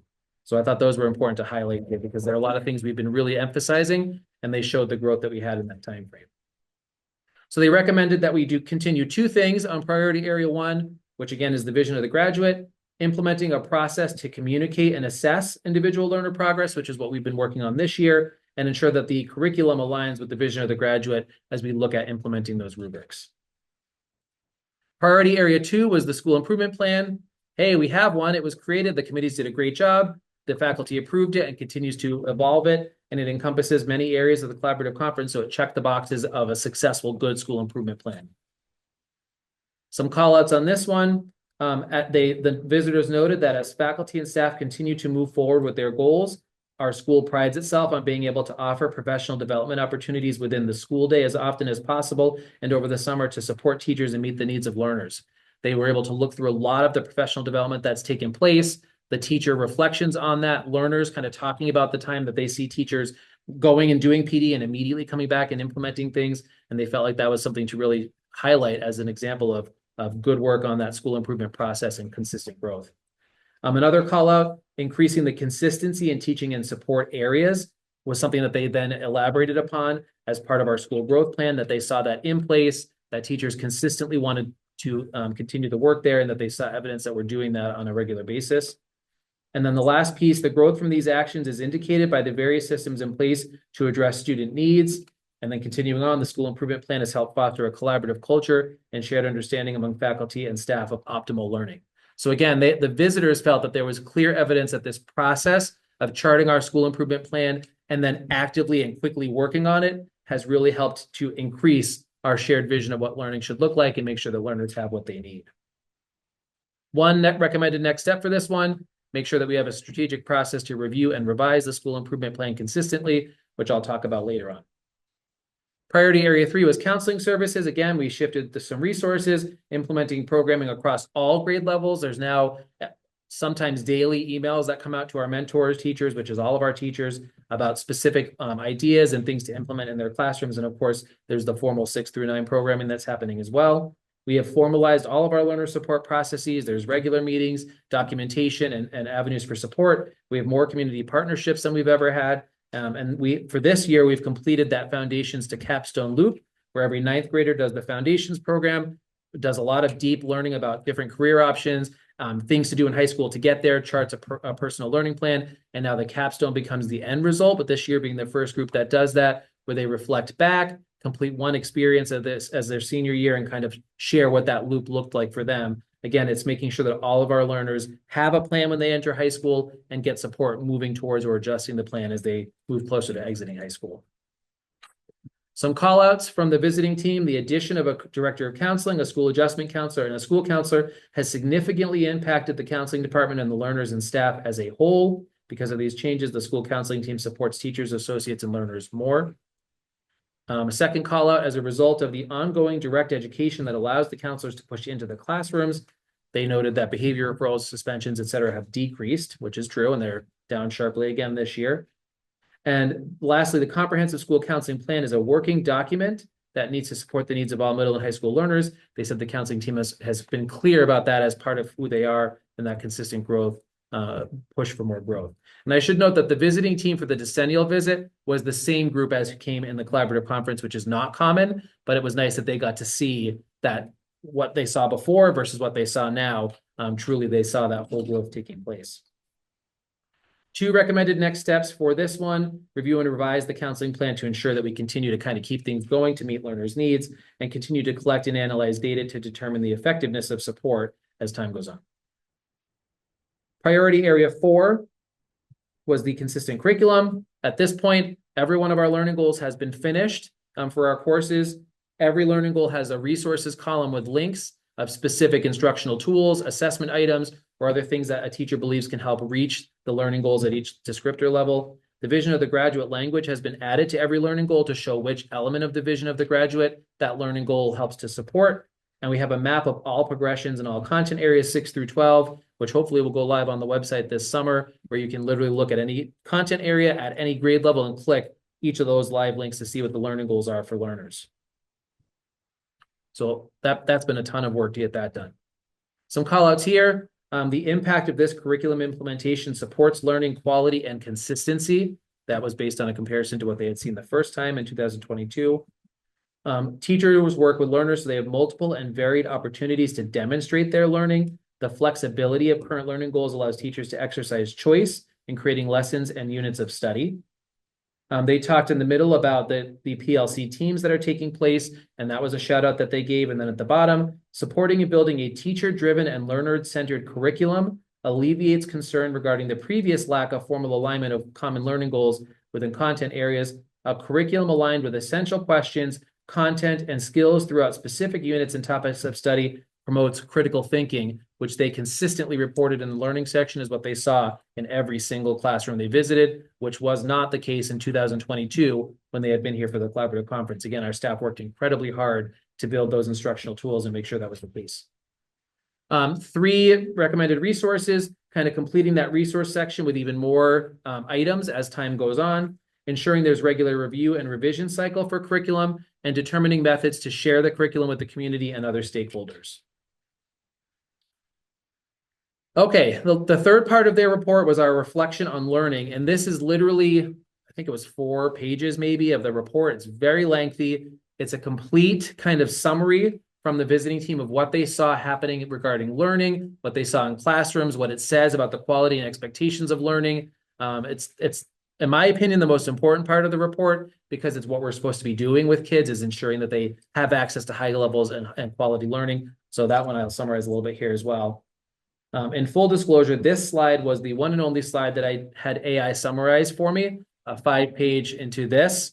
So this was a very nice AI summary. I won't read it to you. You can review it at another point in time. But the main themes, focusing on learning needs and the adaptability of our instruction and assessment, the high levels of collaboration and curriculum development that they observed, and the impact that has had on the educational experience, active learning opportunities, different programming, different pathways, making sure that kids have those skills for success, creative expression and inquiry being at the center of how we build programming, with an understanding that building creativity and critical thinking allows learners to access higher order thinking across everything they may choose later in life. Lots of technology integration as we've continued to grow how we support learners, and the supportive reassessment practices that encourage a growth mindset was another area they kind of focused on. And then some call outs from this section. I definitely would encourage reading that. If you don't want to read any other part of the report, reading those pages, they're lengthy, but very informational. They called out that since the collaborative conference, they noted that the school's administrators have provided the support, time, and financial resources to encourage faculty to meet across disciplines and grades to review and refine curriculum, learning progressions or goals, and instructional tools from 6th through 12th grade. The school's vernacular reflects its focus and commitment to student learning by calling students learners throughout their documents and daily conversations. Unfortunately, that has gotten negative somehow connotation recently, that we choose to focus on learning versus studying, but the visitors were impressed. It matches with NEASC documentation. They felt that the actions were aligning with the focus on that term, and that actually comes up again later in the report. Students strongly believe that the teachers care about them because they ensure the students understand the instruction in the classroom and can share what they know. On a larger scale, when teachers identify a need for many learners, the educators work across disciplines together and with the counseling department and administrators to add coursework that will address gaps in learning.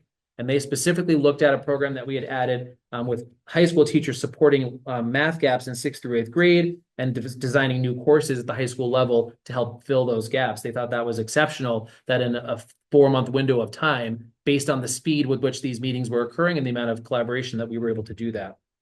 And learning progressions guide instruction daily, and to be successful, learners are expected to demonstrate analysis, the ability to synthesize collaboration and creativity, again, from the learning goals to the assessment evidence and the instructional tools to what they observed in the classroom to their conversation with the learners themselves.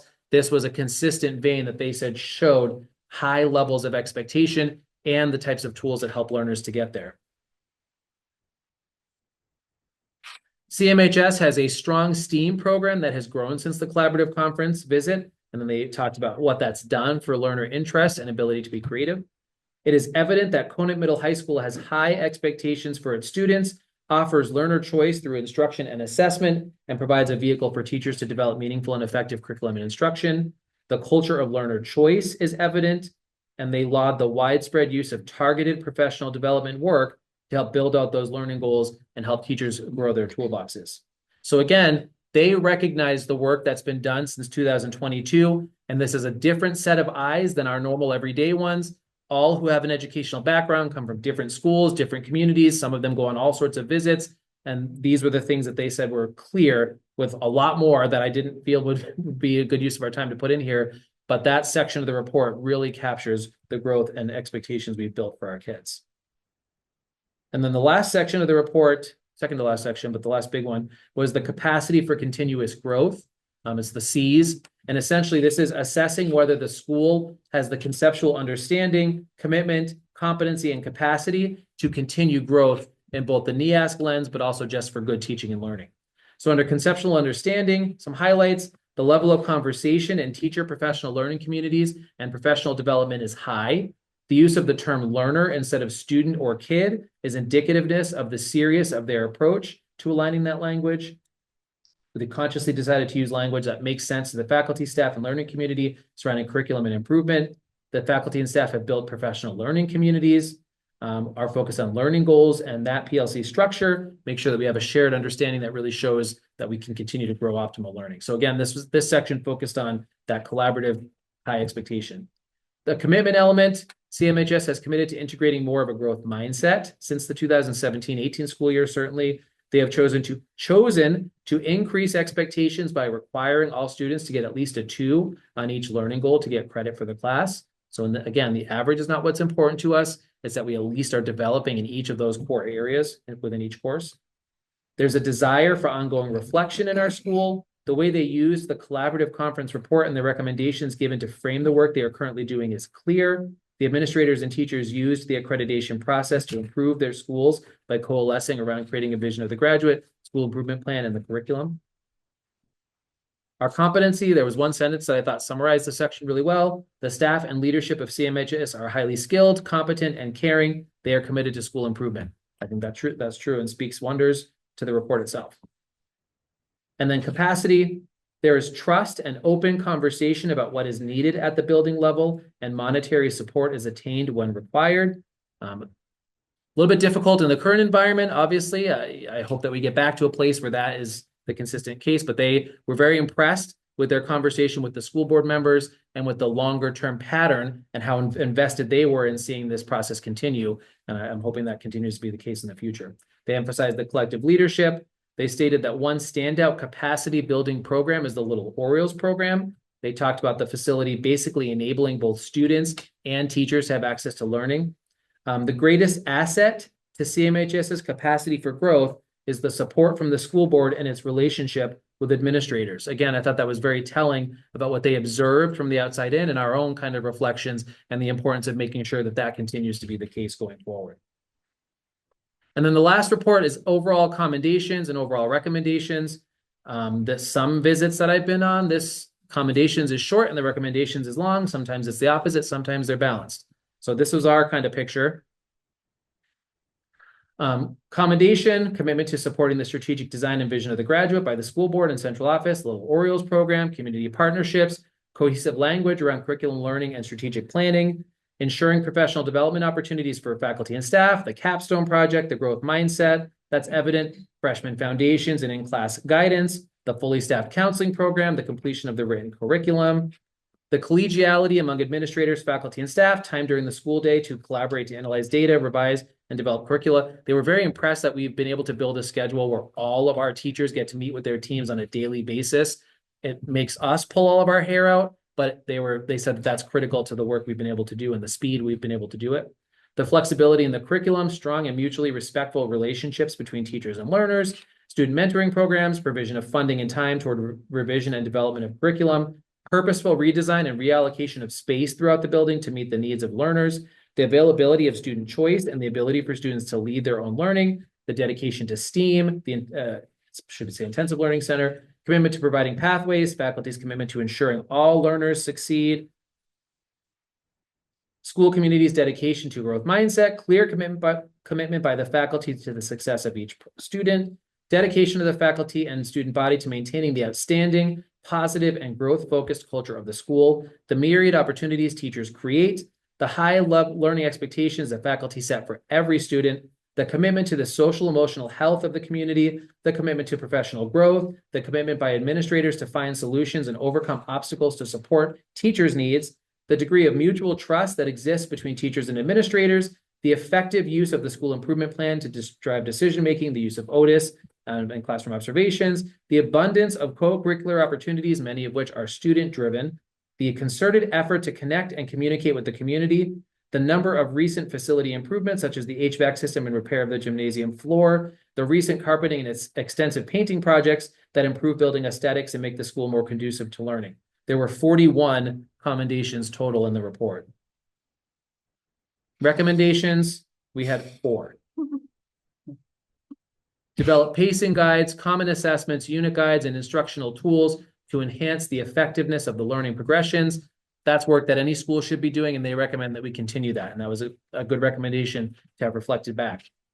Determine and implement policies, practices, and procedures to ensure ongoing vertical alignment in grades 6 through 12. Determine shared criteria and understanding for identifying a level 4 in student learning and communicate those criteria to stakeholders. In other words, do a better job explaining what is exemplary versus what is proficient. And expand time and resources for curriculum coordination and vertical alignment between and among all academic areas of the school, which is basically another way of saying number 2. So at the end of this whole process, key outcomes, we went from meeting only 3 of the foundational elements to meeting 6. And again, we were advised you probably won't be able to do that, but our staff have a significant dedication to making sure that we're doing the best for our kids, and they invested huge amounts of energy to make this happen. And I was very impressed with that work. The school has addressed many other recommendations that were not priority areas, which is why if you look at our collaborative conference, there's a much lengthier list of recommendations, much fewer in this case. Accreditation has been approved with few overall recommendations. And I've shared this several times because I think that these excerpts are important. These individuals owe our school nothing. They're never going to see us again. We're never going to see them again, most likely. They don't get anything by sugarcoating things. In fact, they put schools on probation and pull their accreditations as part of what they sometimes do in the recommendation process. They don't have to say nice things to us. They don't have to say anything to us except the bare bones of their report. And so I share this because the fact that not only did our staff and school do an excellent job in growth and showing that they were serious about the process, but this chair took the time to say things he didn't have to say and earned him nothing, except me using his words a lot of times. He stated that as a personal note, he's chaired 40 school accreditation visits, and he stated that ours is the first school that he's ever experienced that's accomplished as much as they have from the collaborative conference, and where he has seen the staff so in his words, wholeheartedly embrace the process. And he went on to say that at our school, there's evidence of a pervasive culture of caring, support, and respect, a collaborative spirit to get things done, and a commitment to every one of our students. And he went on to say that over the past few days, they heard from teachers, staff, administrators, and learners that CMHS is a very different place today than it even had been a few years prior when he had been here. Teachers feel valued, supported, and are engaged. Administrators feel trusted and energized, and learners feel cared for and heard. He said they don't have to guess. Teachers told them this. They told them they're happy to be there, and it's a great place to teach. And again, these are conversations that these teachers are having with these visitors with total anonymity, with no admin presence. This is what they chose to say and what he chose to share back. And I think that's important to know. You know, unfortunately, in the political climate we're in today, people have chosen to make light of this process. They've chosen to make insinuations that if only staff were given private conversations and anonymous surveys, then we'd really see how bad things are. And that's what this process was. Far more so than somebody creating a Google form and trying to insinuate through that. So I felt like it was important to point out that these visitors owed us nothing except to do their job of the accreditation, and they chose to give additional supportive language from what they had seen and the exceptional school that they felt they had just witnessed. Since the visit, we've already done quite a bit of work. The vision of the graduate rubrics are in second draft form with another round of feedback being collected before we move into the community phase. We'll be coming back to the school board to present those as well and get feedback and eventual approval to start reporting on those. We have a school improvement committee that started this year, whose sole job is reviewing the school improvement plan in a systemic way each year, deciding next steps, retiring things we've completed, adding new things as the faculty kind of believes that's important to do, or other stakeholders, and making sure that the work continues of continuous school improvement. We've added 2 leadership teams to address our 2 greatest learning areas, literacy and math, in terms of what we're seeing for the needs. Those teams are reviewing data, coming up with professional learning plans, and continuing that kind of overall process. This year was the first year of a formal curriculum review cycle since I've been here. It started in 2010. We've never had that in any sort of systematic way. This year we had 3 teams who went into the full process of reviewing learning goals, looking at the underlying standards, unpacking, adjusting, doing instructional work together. And next year there will be another basket of teams. For the first time, we've had vertical alignment as a consistent piece in our calendar twice a month. 6 through 12, each content area is meeting. They've made the science team, for instance, made significant changes to the lab protocols building in more safety at the middle level, building in more reflection at the high school level, coming up with lab report guidelines. There's a lot of work to do there. Social studies is doing some course adjustment and learning goal work based on what they're seeing with wit and wisdom and some of the overlaps. So again, that was a recommendation. This year, we've already got the process starting to make that a systematic part of our culture. And of course, our PLCs are continuing to grow in their data analysis work. So going forward next, we'll continue the work on the vision of the graduate. Then next year, our goal is to have really solid drafts that we can have some teachers pilot with how the reporting might work, and then continue that revision process, and then roll them out the following year to start actually giving feedback through Otis on how learners are doing as they progress through our school. Continue the revisions to the school improvement plan as we implement, continue the curriculum review process, and continue vertical alignment. Really, it's just making sure that we don't allow the momentum from this reflective process to fall down the wayside. So this is my executive summary. NEASC is a very grueling process. I went through it at this school in 2011. I was in my first full year teaching. We started the work. My second year was the rubber hitting the road.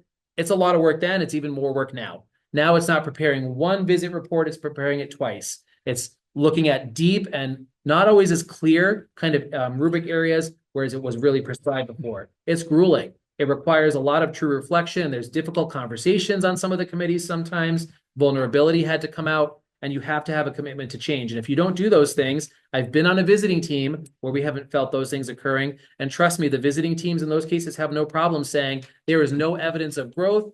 The school must focus on, a commitment to the process. That was not the case here. If you don't have a true reflective nature and commitment to change, it becomes obvious. You can't snow the process. You can't gloss over it. You can't pay people off. The only way to do this well is to do it well. And the summary is that we did it very well, and we got a glowing report as a result, and lots of things to continue working on as we go forward. And I just wanted to jump into the School of Excellence piece because that is a current event. It's almost like we chose to go through this again this year because this was very similar to that process.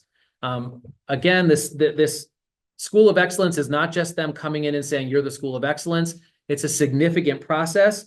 And the 5 areas they look at are almost identical to the 5 areas that NEASC looks at. Curriculum and instruction, community and culture, visioning, personalization and data that provides support, and collaboration and a growth mindset. Within those, there are rubrics. This is just the first one for curriculum and instruction. And you'll notice that the first word on every single descriptor is evidence of, with opportunities to then rate based on the evidence. And again, this reads very similar to NEASC. So there's rubrics for each area. Yep, still more rubrics. This is just kind of going through the process.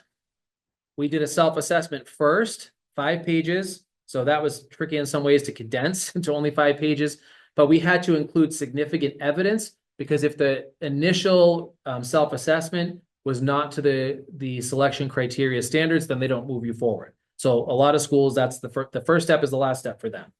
Our report included copious links to things, examples that we threw into drives and linked in there, just tons and tons of evidence to support where we believed we were in each of these rubrics. I put a gut on the next picture because it was gut-wrenching to drive to Concord and present to a panel of people. It included, I actually didn't realize it was a gut until this morning, and it's really to change it then. So yes, I was trying to figure that out. Yeah, I used a design tool to sort these into these little panels like this, and to put a gut there. So, but we did have to present to a panel if they thought our report showed that we had evidence to support possible selection for this. We went to Concord, we presented, we ran over our time, and they let us, which I thought was interesting.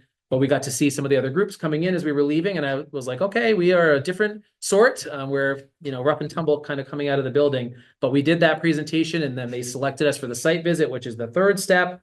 Again, more schools kind of get filtered out after step number 2. If we're selected after our panel visit, then similar to NEASC, visitors, other educators, came to observe our school. And this included some presentations that we put on. This included lots of classroom observations for specific things that they were looking for with the rubrics. This included them talking to whomever they might want to talk to in the building. Some of them pulled kids and asked about robotics, and they actually knew that we didn't have a good robotics room this year before we even presented that in our panel, just because, again, they just grabbed whomever. As well as tours of the building. We had a whole diverse range of people kind of as a part of that. And then the last piece after this committee rates is to choose the School of Excellence. If one exists that meets the criteria. And that's an important distinction because there are years, if you look down the lists, when nobody was selected as a school of excellence, particularly at the high school level, because this is not something that they were clear going into it. They will not select anybody if they don't have somebody as part of the process who they think meets the criteria. So again, this is a highly rigorous process to even get through, and they would not pick our school or any school if they believed, based on the evidence, that it didn't deserve that criteria. The process was rigorous, it was grueling, it was transparent, it was inclusive, it was similar to NEAS, but with yet a completely different set of eyes. I'd never met any of these people. It was most certainly not easy, a shoo-in, or a given. And no, we could not pay anybody off for this either, nor would we have wanted to.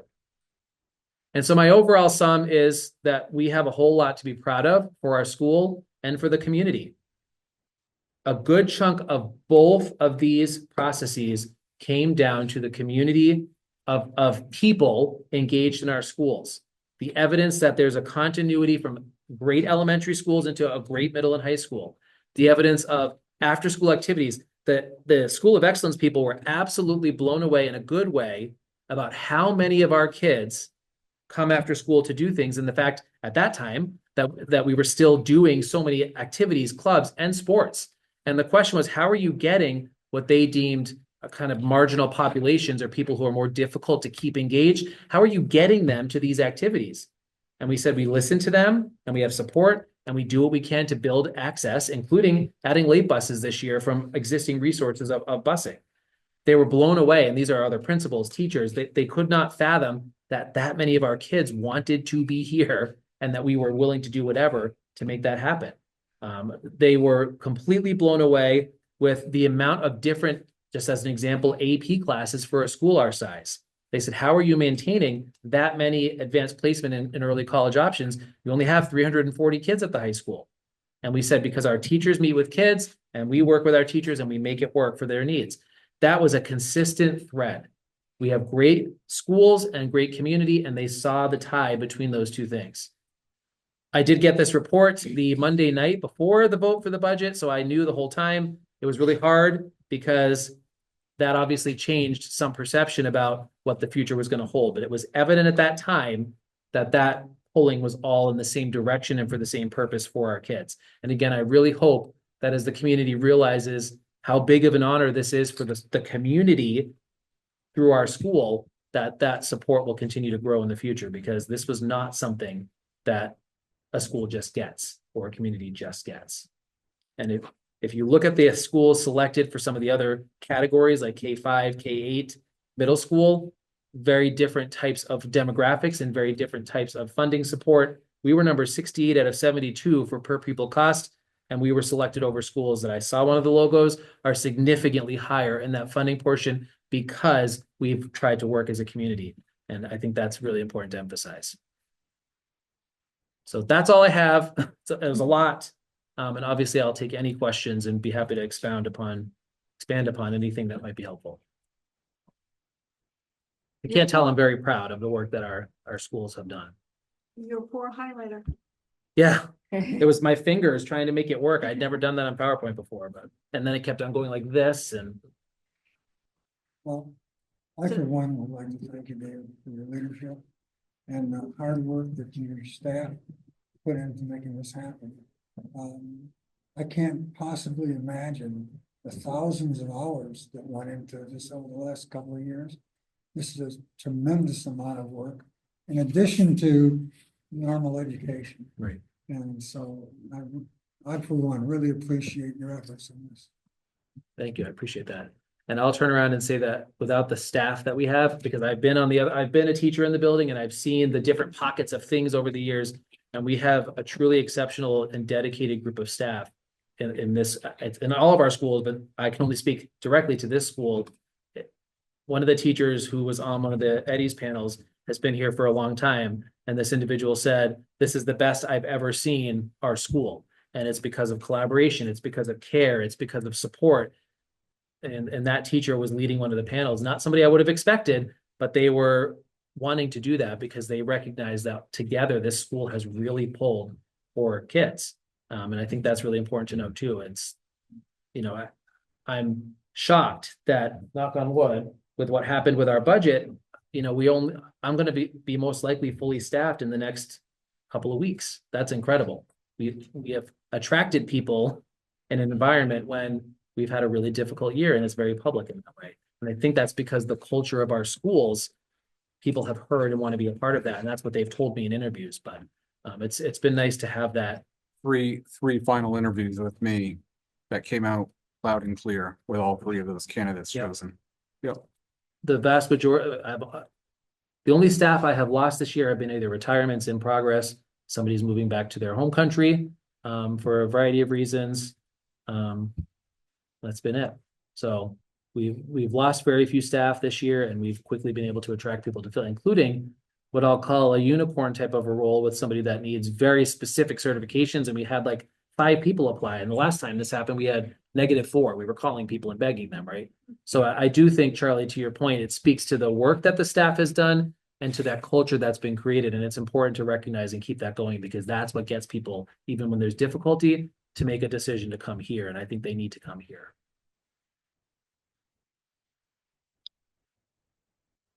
So, yeah, thank you for the presentation. In addition to all the hard work that you and your staff have done, thank you for bringing it back to us. I know it's hard. I think our community doesn't truly realize how fortunate we are. And there's a lot that needs to happen now, I suspect, to maintain this level of dedication to our school by our staff and yourself. What can we do as a school board going forward? Well, I think I guess there's 2 things that I would say. One is that when the school board is working together in support of the schools and of learning, that's obvious in good ways. And when the school board is not doing that together, that feels obvious in maybe not so good ways. And the visiting team members, all they did was pick up on what we had already been feeling for several years leading up to this accreditation visit, that the school board, every member on the board cares deeply for what's happening in the schools, wants high expectations, but also is there to support. And they could not believe that when they met with the school board members, and I don't remember, I know Charlie, I think it was maybe you and John were the 2 that they met with, but they could not believe the same language, the same expectations, acronyms like PLC, the things that a lot of times school board members don't know or don't care to know, or maybe don't know deeply. They could not believe that 2 of our school board members were talking this language of growth and education and growth mindset and proficiency. And they literally could not believe that. And I went on a visit with our visit chair. He chaired another visit that I was a member of, and he kept saying to us, you gotta meet this guy's school board. It was incredible. I couldn't believe it. Like, he picked up on the fact that conversations like what started this meeting tonight, that center around problems that this district are facing, how they affect kids, looking at different avenues for how to solve those problems, wanting to get more information from teachers, encouraging people who are here to be a part of the dialogue. Those pieces reflect a board whose first priority is the education and well-being of children. And our staff feel that too when that's happening. And I would just caution, so keep that up.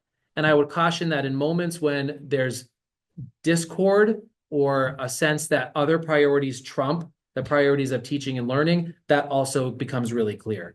And I think that if we want staff to continue to feel like their work matters, it starts at the very top, which is the school board. And they really do look to and listen to the things that the board says about the schools, about teaching, about learning, and about that. So I guess what you can do is keep finding ways to be engaging in that dialogue and showing a united front for the support of teachers and teaching and learners, because it does matter. It doesn't fade when March fades. They remember and they talk about and they think about what was said, what wasn't said, who said it. So to answer your question, keep being supportive and as often as possible, try to work as a group. I'll add into that a funny thing before you. My daughter was in the Annie play, and she overheard somebody saying, and she thought it was a student nearby saying, are any school board members coming to the play. And yeah, and it was just such a cool thing that my daughter overheard. She's like, yeah, my mom's coming. Yeah. They But- we went. Yeah, they really But do. yeah, but Yeah. everybody, like, this was a well Yeah. attended play, but that was like, that threw me, like, is that important to them? It is. I think the board has, the reason why the school board won the School Board of Excellence was because the way that this board has functioned is not common, and it's not common in a good way. And I think that we've created a culture where people really do value, not just because you're the school board and they have to, but they value the involvement of this group of individuals. I mean, you guys are dedicating huge portions of your lives to very difficult positions where nobody thanks you. They often yell at you. They don't like anything you like. We all get that. And that you've made that culture collaborative and focused on learning, that now they notice when that's not necessarily there. And I think that the call out in the report said it perfectly, that the trust and the support from the school board is a huge part. The greatest asset to CMHS's capacity for growth is the support from the school board and its relationship with administrators. That was what they felt from their meetings with the school board members, talking with staff, looking at the long process of growth. I mean, that was what they said. And I think that was exactly right. So I think the more that the board is able to do those things, the more it keeps that culture growing and encourages staff to take risks, get involved, seek professional learning, and seek change. When that safety or that support is not evident, I think teachers would do what anybody does, and they retrench back to what's safe, what's easy, and what keeps them kind of out of the limelight. And that's not the culture we have now, and I hope we never go back to that. And that's, that dovetails nicely into, answer your question, safety. The role of a leader in positional authority, which we have all here, positional authority leaders, our first job is to ensure as well as we can the safety and well-being of those who work with us, and that we are in charge of, in a sense. So being in charge doesn't mean, dictating and saying this is what you have to do. That's clearly not how this school functions. The word collaboration and collective nature is strewn throughout their entire report. We have to think about the heart and soul that is being poured into the work, into each and every child every single day. This year, there was a lack of safety at times. We all know that. We don't need to talk about it any deeper than that. That can't happen again. We need to do better. We need to stand up for our educators, for the educational system. And David's been very good about saying our teachers, our educators, and so forth, our administrators as well. They work extraordinarily hard. And when people lie and say horrific things that we know are not the case and are contrary to what we have been able to witness over the past decade, we let that go on. That is not promoting a safe environment.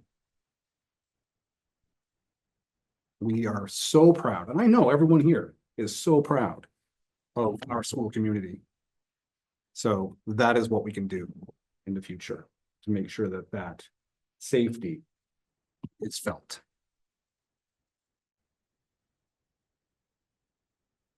Should we keep going up the line?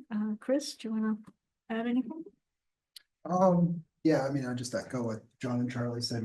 I think we probably don't understand how much work it is, but understand that the staff is incredibly busy. And I'll go back to kind of what other people have touched on. It's just that caring, right? It was written there. And I think that's what, overwhelmingly you hear from the students. And so important, right? It's that piece of it. If they feel that the teachers care about them, then it creates that environment that's safe for learning. And right, I'll go back to the play. I think the cast was like, they were certainly asking a lot about teachers that were there, right? Oh, and they were there. And these teachers, again, are, they work long weeks, but they do, I think that's just another sign of, they're like, oh, so-and-so there. Yeah, he's here. Oh my God, they're, so excited about that. Not even their current teachers, right? People that they've had in previous grades in elementary school, that show up for them. sends a big message and to me, like, supports those things that beyond all the systems, right, that are in place, you guys are gonna have that, right? But you're not gonna be able to implement it properly unless people are dedicated and, actually care. So, a lot of that systems approach says that you have everything in place, but to me, in order to enable that, it's about that staff retention, right? Keeping these good educators here and passionate about what they do.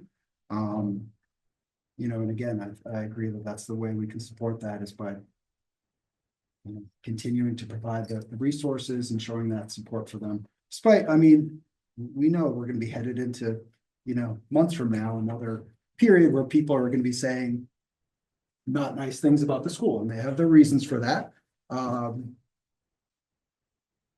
And I think it's important that people do know the truth about the school, and we can just do our part to support the educators and to get, the truth out there. And certainly everybody has their own experience, but I think overwhelmingly what was seen here is an objective team saw that by and large, the school is, as you stated, David, is doing an excellent job. Thank you. Two objective teams.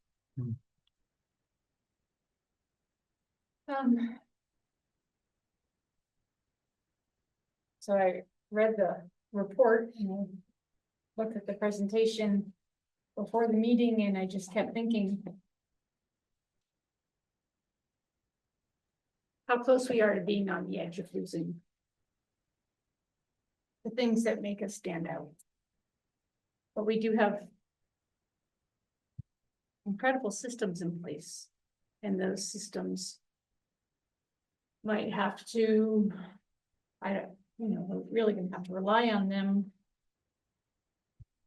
to continue being excellent.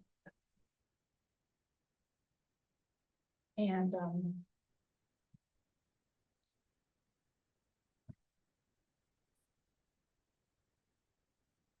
I've had kids in the school for a while now, and I've seen this school grow amazingly. And then today I heard my 6th grader say, "I love my classes."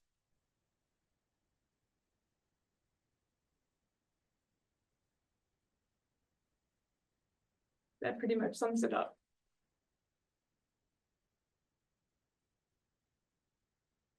Sandra, would you like to? I just want to say, having gone through the accreditation in the hospital setting, it's a terribly lot of work. And I appreciate all the work that everybody put into that. It's nice. It's very nice. You should be proud. Thank you. And I'm new here, but I just on the board because I love schools and my job is in tech, so it's so different. But I as a kid had to move around a lot, and I went to school at some of the first open classrooms in the 60s. I went to Carter Arc Springs Elementary School in Bethesda, and it was a great feeling there where they were discovering like how to do things and how to guide children differently. And then I ended up going to a really conservative school in Linfield, Math, which was, a slap in the face because it was so hard, and structured. But when I see everything you guys are doing, I've experienced a lot of the little bits and pieces that have gone into the evolution of education over the past, 50, 60 years. And I'm just so impressed with what a fantastic job you're doing and our superintendent is doing, and everybody, that you are just pulling together a school that any person would want to be in this building. And I just want you to know, as a new resident to this town, I just am so happy that you guys are so great and you're doing such a good job. You're welcome. I just had a couple of quick questions. You mentioned the school improvement committee, the school improvement plan is next steps. Who gets on that? How does that get created, and what's the process there? Yeah. Tell us more about that. So this year I put an open invitation out to staff who would like to be a part of this leadership team. And there was a couple of other options for leadership as well. At that time, math leadership and literacy leadership. So people volunteered for that work. And I think I've got this year, I've got a math teacher, I've got a STEM teacher, a music teacher, or somebody from the creative arts team, myself. I believe there's a language teacher on there and one core teacher from the middle school. But that next year it'll be a different group. It'll be the same process. Who would like to do this year? And I know some of them have already said, we're doing this again. It's been great work. They love driving the ship because it really is them. I support, I help facilitate, but I don't say this is the next priority that we're going to focus on because that wouldn't make any sense. They're the ones in the classrooms. They're the ones having conversations. They're the ones who see and feel more of the pulse of what's happening across the building. So the chair this year, the person who's been more facilitating it, is super organized, which has been helpful. She's got all the stuff organized in drives, and she's really been helping facilitate with the team's input where we go next. And that would be the same kind of formula next year. It's not the David Dustin improvement plan. It's the school's improvement plan based on all the things that we've been working on. So same process will happen next year, open invitation. People will join this. It will become a consistent committee, and then they'll facilitate the work. And they're not doing all of the pieces. A lot of this year was Vision of the Graduate, so it was heavier on them. But sometimes they also delegate work out. Like, okay, each PLC, this year we're working on data collection. So we're going to spend the fall kind of looking at this. We'll join your PLCs. I could see that being next year's work, for example, but it's also farming out to the right people to make sure that the efforts are continuing with that plan.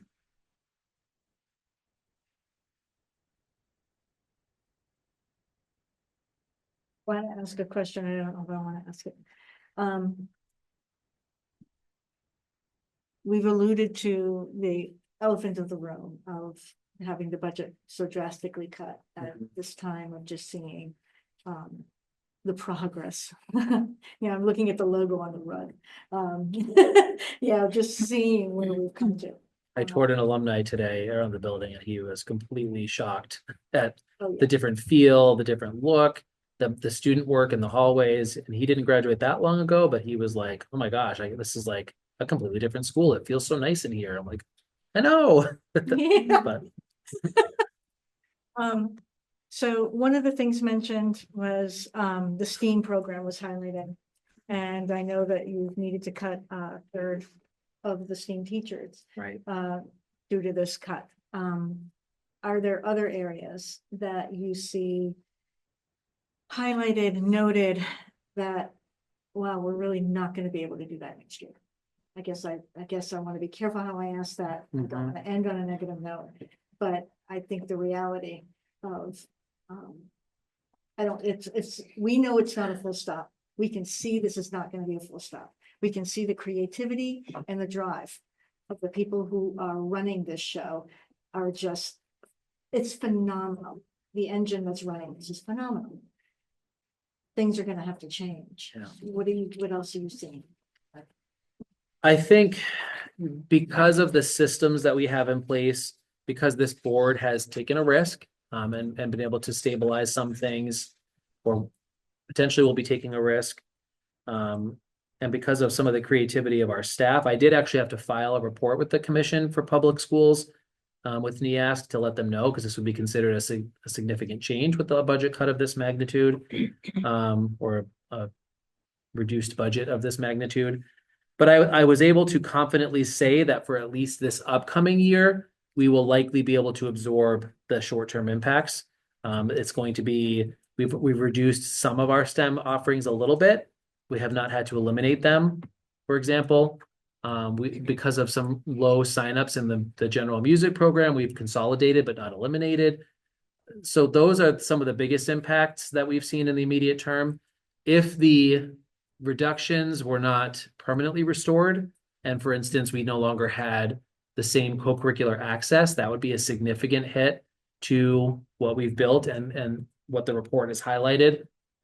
If we were to lose any additional staff and the counseling team, if we were to lose more STEAM programming and start having to cut actual programs completely out of the mix, those would be significant and significantly concerning things that would likely turn the course of this pretty quickly.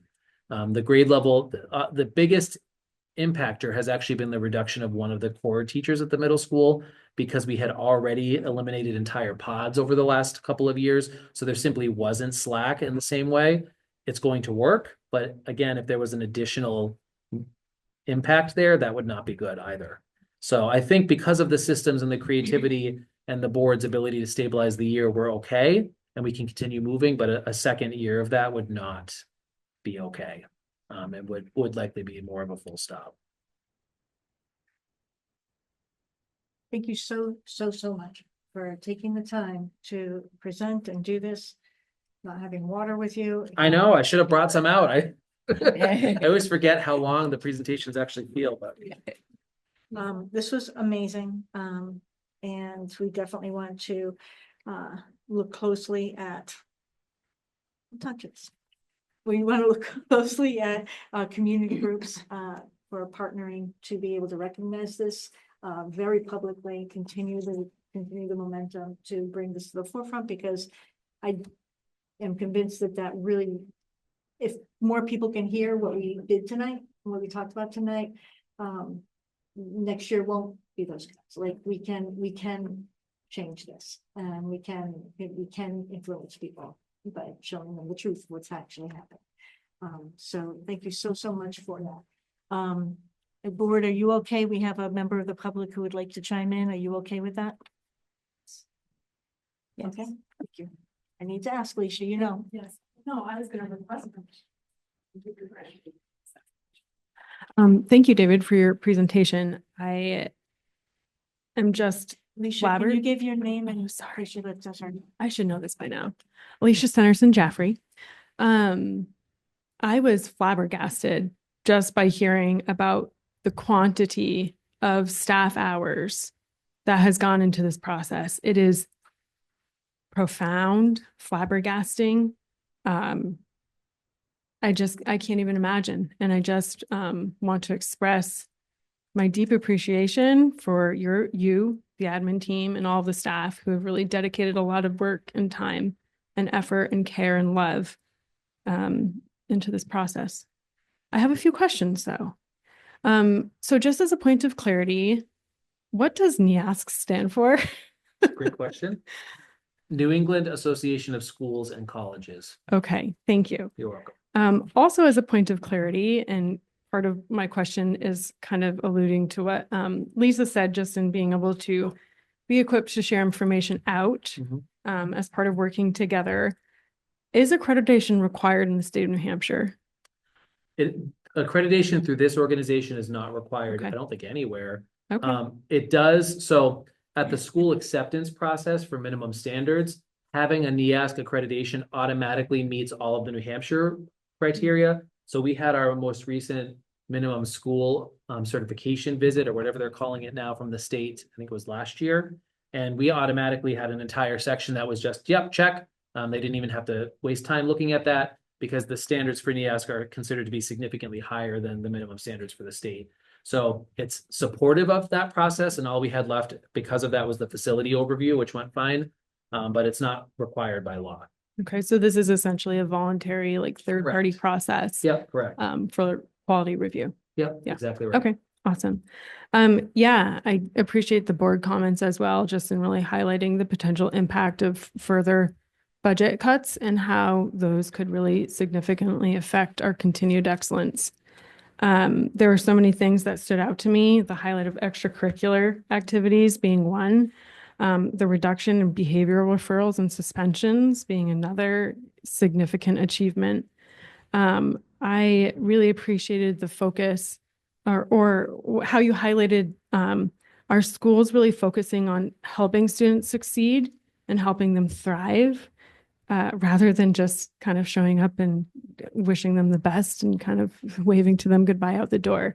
There's a lot of emphasis on really helping students succeed. And I think that's something that deserves to be recognized and appreciated. Yeah, and the recognition also of the Little Orioles, I think, is huge as well to be highlighted in this report. And I think that's something that we can certainly promote as being a positive outcome of this review process. I do have one request, just in considering how working together as a group can help to share out this information to the folks who are working with us together for Chaffee and Wrench. So school board meetings are very long recordings, and not all of us have 2 or 3 hours, maybe going on 4 at this point, to watch the videos or rewatch them. And it would be really helpful, just for the sake of information sharing, if we could trim down perhaps the video to David's presentation, so that we can really like specifically focus and highlight on the information that he shared.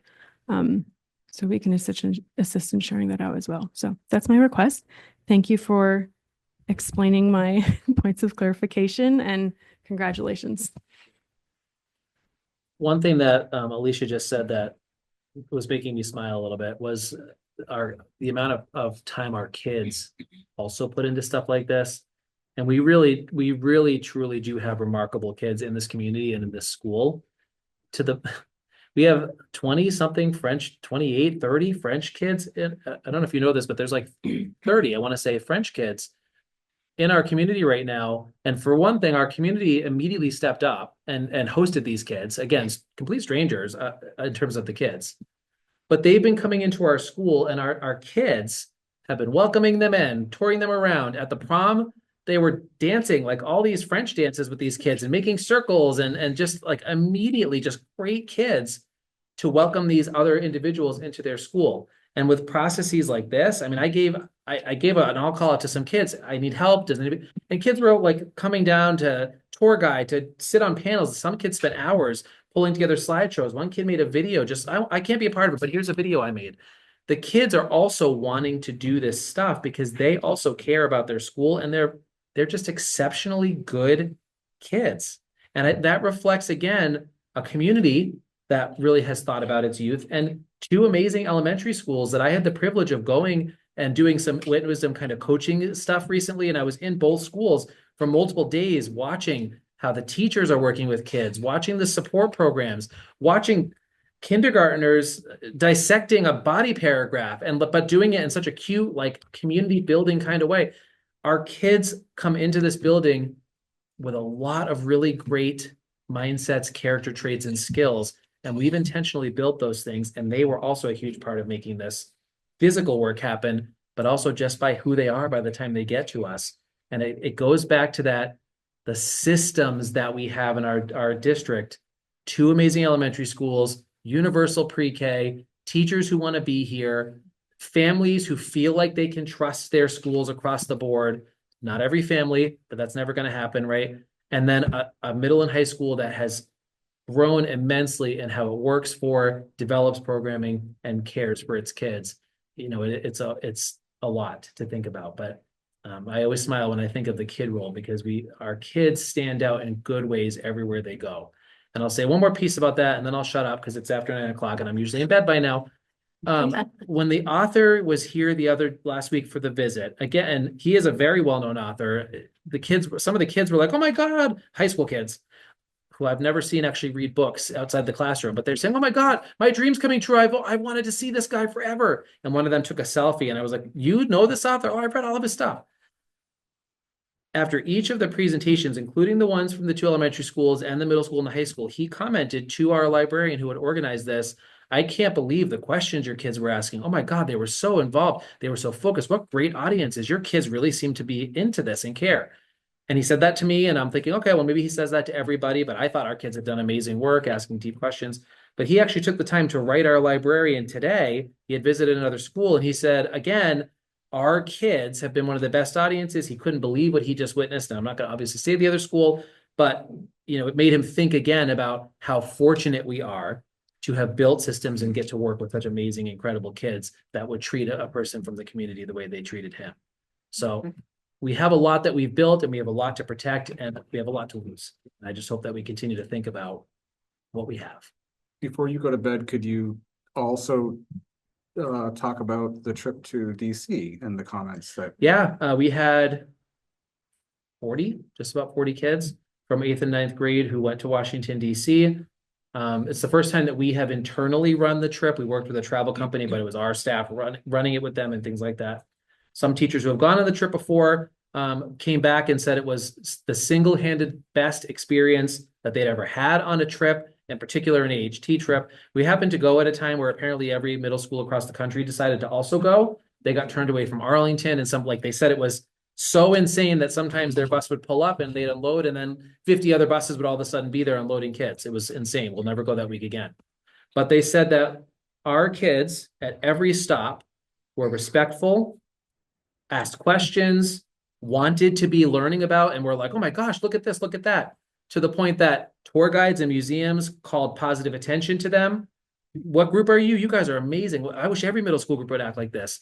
They went to a dinner theater. Our kids were the only kids not on their cell phones because we didn't allow them to have them. But also our teachers had really helped prep them for what this was about. And they actually, during one of the breaks from the show, apparently called our group out to the entire theater and said, what an amazing group of middle schoolers. I wish every school would prep their kids this way, teach them, keep cell phones out. You guys are amazing. So the feedback from others was really positive, but our teachers, some of whom had gone on many of these trips, said this was single-handedly the best experience because of the work that we've done to prep our kids, teach them, get them excited, and how they've developed into really great 8th graders. So that was really good feedback to get as well, because you never know when you're sending a group of middle school kids to Washington, D.C., what you might get back in return. And our kids were really funny. Because a lot of them hadn't been at hotels away from parents before, the one thing they did do was apparently make calls between some of the boys' rooms and girls' rooms where the girls were calling and saying, I heard you have a pest problem. Do you want me to get the exterminator? I thought that was very cute. And again, just a sign of the fact that our kids don't think to do bad things like that because we have created really great kids in our community. So that was the one story that I got a kick out of. But Thank you so and much. to the point that when they went to Arlington, again, our teachers had taught them the significance of Arlington, what you might see. There might be a funeral. Here's some of the etiquette. And there actually was a funeral, and our kids were the only group that silent, had removed their hats, were walking. They said that there was another group that was bumping into them and loud and while there's a funeral going on. But it was, again, our kids stood out in a good way because they were taught, listened, and had engaged with what the significance was of that. So again, it was really good to hear that. Congratulations. Thank you so much. Thank you for the time. I know that was a lot, but I appreciate it. Thank you, David. All right. Thank you for participating, Leisha and Susan. Thank you, Alicia. On to the consent agenda. We have manifests. In the amount of, I won't do the amounts, I would mess that up. We have payroll to accept. We have 3 nominations for CMHS, a chemistry physics teacher, a math teacher, and a high school counselor, and an internal transfer, and the stipend list. And so do we have any discussion on the consent agenda?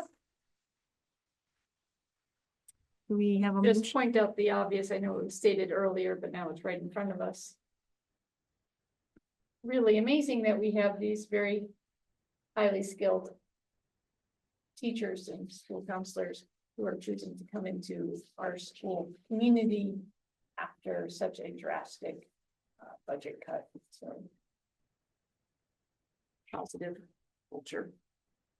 I like that I'm not hearing it as part of the conversation. I like that people are moving on and saying, okay, let's just keep going. I don't hear it as, like, I don't see it in the news much. I was asked at one point, well, tell us what's happening now. And I said, we're waiting, so they didn't post anything, it's just, people are saying, nope, it's time for us to clean up this mess. That's what we're going to do. It just feels like that's happening now. So I agree. So yeah, I'm very grateful that people are coming in. They're coming into a good thing. So a motion? I move we accept the consent agenda as posted. I second it. Thank you, Sandra. Thank you, Judy. Any further discussion? All in favor? Aye. Opposed? Abstentions? Vote passes 7-0-0. The minutes for the non-public meeting for May 5th. Any discussion? No, take a motion. I make a motion to accept the minutes of the May 5th, 2025 non-public meeting. Thank you, Christine. Is there a second? Seconded. Thank you, Judy. Discussion? All in favor? Aye. Opposed? Abstention? Abstain. Thank you, John. Vote passes 601. Minutes for the May 5th, 2025 regular meeting. I make a motion to accept the minutes of the May 5th, 2025 school board meeting. Thank you, Christine, a second. I second that. Thank you, Sandra. Any discussion? All in favor? Aye. Aye. Opposed? And abstain. So Aye. passes 601.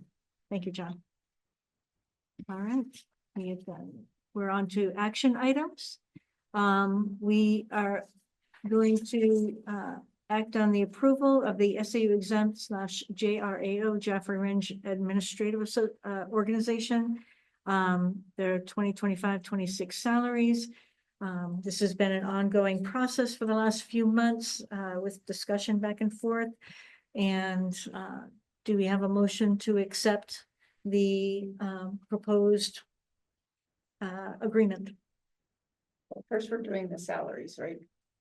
No, we're doing salaries first, yes. All right, and do we want to do discussion first before motion? Charlie? Yeah, we'll talk about the salaries. Yep. I just have a question. What is the bottom line percentage? Is it 3% or 3.5 3.5? is Okay, now, there, yeah. the reason I ask is because I thought Mhm. that as part of the reduction, Mhm. we were gonna reduce SAU salaries from 5%, which was in the Mhm. proposed budget, to 3%. I think we said 3.5. Yeah, I don't remember that. I think, Okay, so what it is 3.5%, and that includes Sandy Gibby leaving? We are, I mean, I can tell you that we are about $4,000 off when you look at this group as well as the non-exempt group after all the adjustments are out. So we're probably at of the 3.5%. So we're probably at like 3.55 or something to that effect with all of it. Yep. No, the last question is, does this include supplemental as well? No, Okay, no, these are base. thank you. So the ranges go from, I suppose, well, if you're talking about district officers, a 0% increase. Some, I think 2.5%, 3%, 3.5s, and there was one that had a marketing adjustment that gets them close to a 4.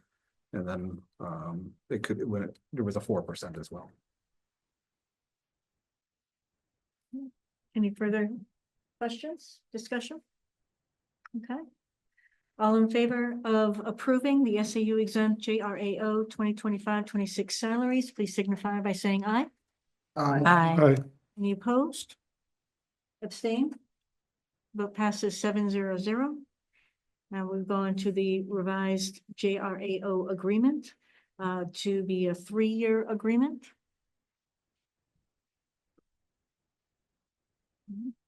Any discussion on the revised JRAO agreement 2025 through 2028? Do we make the language change? So that language change that we had discussed in non-public in the non-meeting, Right, so how would that best there, be? well, I think you just talked about, there was a suggestion that A clarity. the clarity, this well, I mean, basically what was talked about was there was let me just bring it up. Yeah. A paragraph here in the revisions here, let's see. This paragraph right here. Could you highlight that? Yep. Thanks. Yeah. Should the school district budget require changes that may include staff compensation reductions, the school board or designee will notify the JRAO as soon as reductions are significantly considered and meet to discuss potential budget area decreases prior to the first public meeting where this will be discussed. JRAO input will be taken into consideration when determining areas for reduction. So I believe the desire from conversations and with the board is that the language, by and large, this language is fine. I'm just saying that I think that there was no vote taken. May include if we wanted to put the word JRAO staff compensation reductions. Mhm. If you put that language in there, and I know that was the intent of the conversation. Just for clarity. For clarity. because, you know, 'cause staff is a broad term, that makes sense, Charlie, to just make sure. Yeah, that it's very understood. So, so as amended would be, should the school district budget require changes that may include JRAO staff compensation reductions? And then, I think, does it say, did I see that it said staff one more time there? Or would be all good? Is that the gist of it? Yeah. Great. All right. So is there a motion to approve the revised JRAO agreement as amended? I'll make the motion. Thank you, Charlie. Is there a second? I'll Thank you, second it. Judy. Any further discussion? I just wanted to point out something because I think it is, Sorry. that's okay. Worthy of pointing out on page 6. There's a discussion about what we had been referring to as stipends and for the extra for the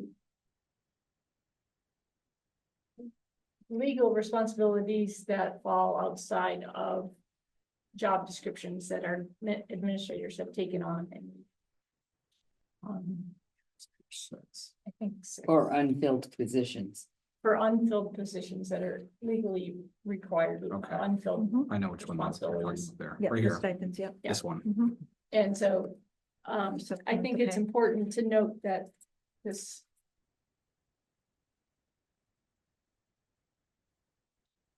We introduced this by saying that really these are positions that it's the school board's task to create a budget that allows for the staffing of these positions.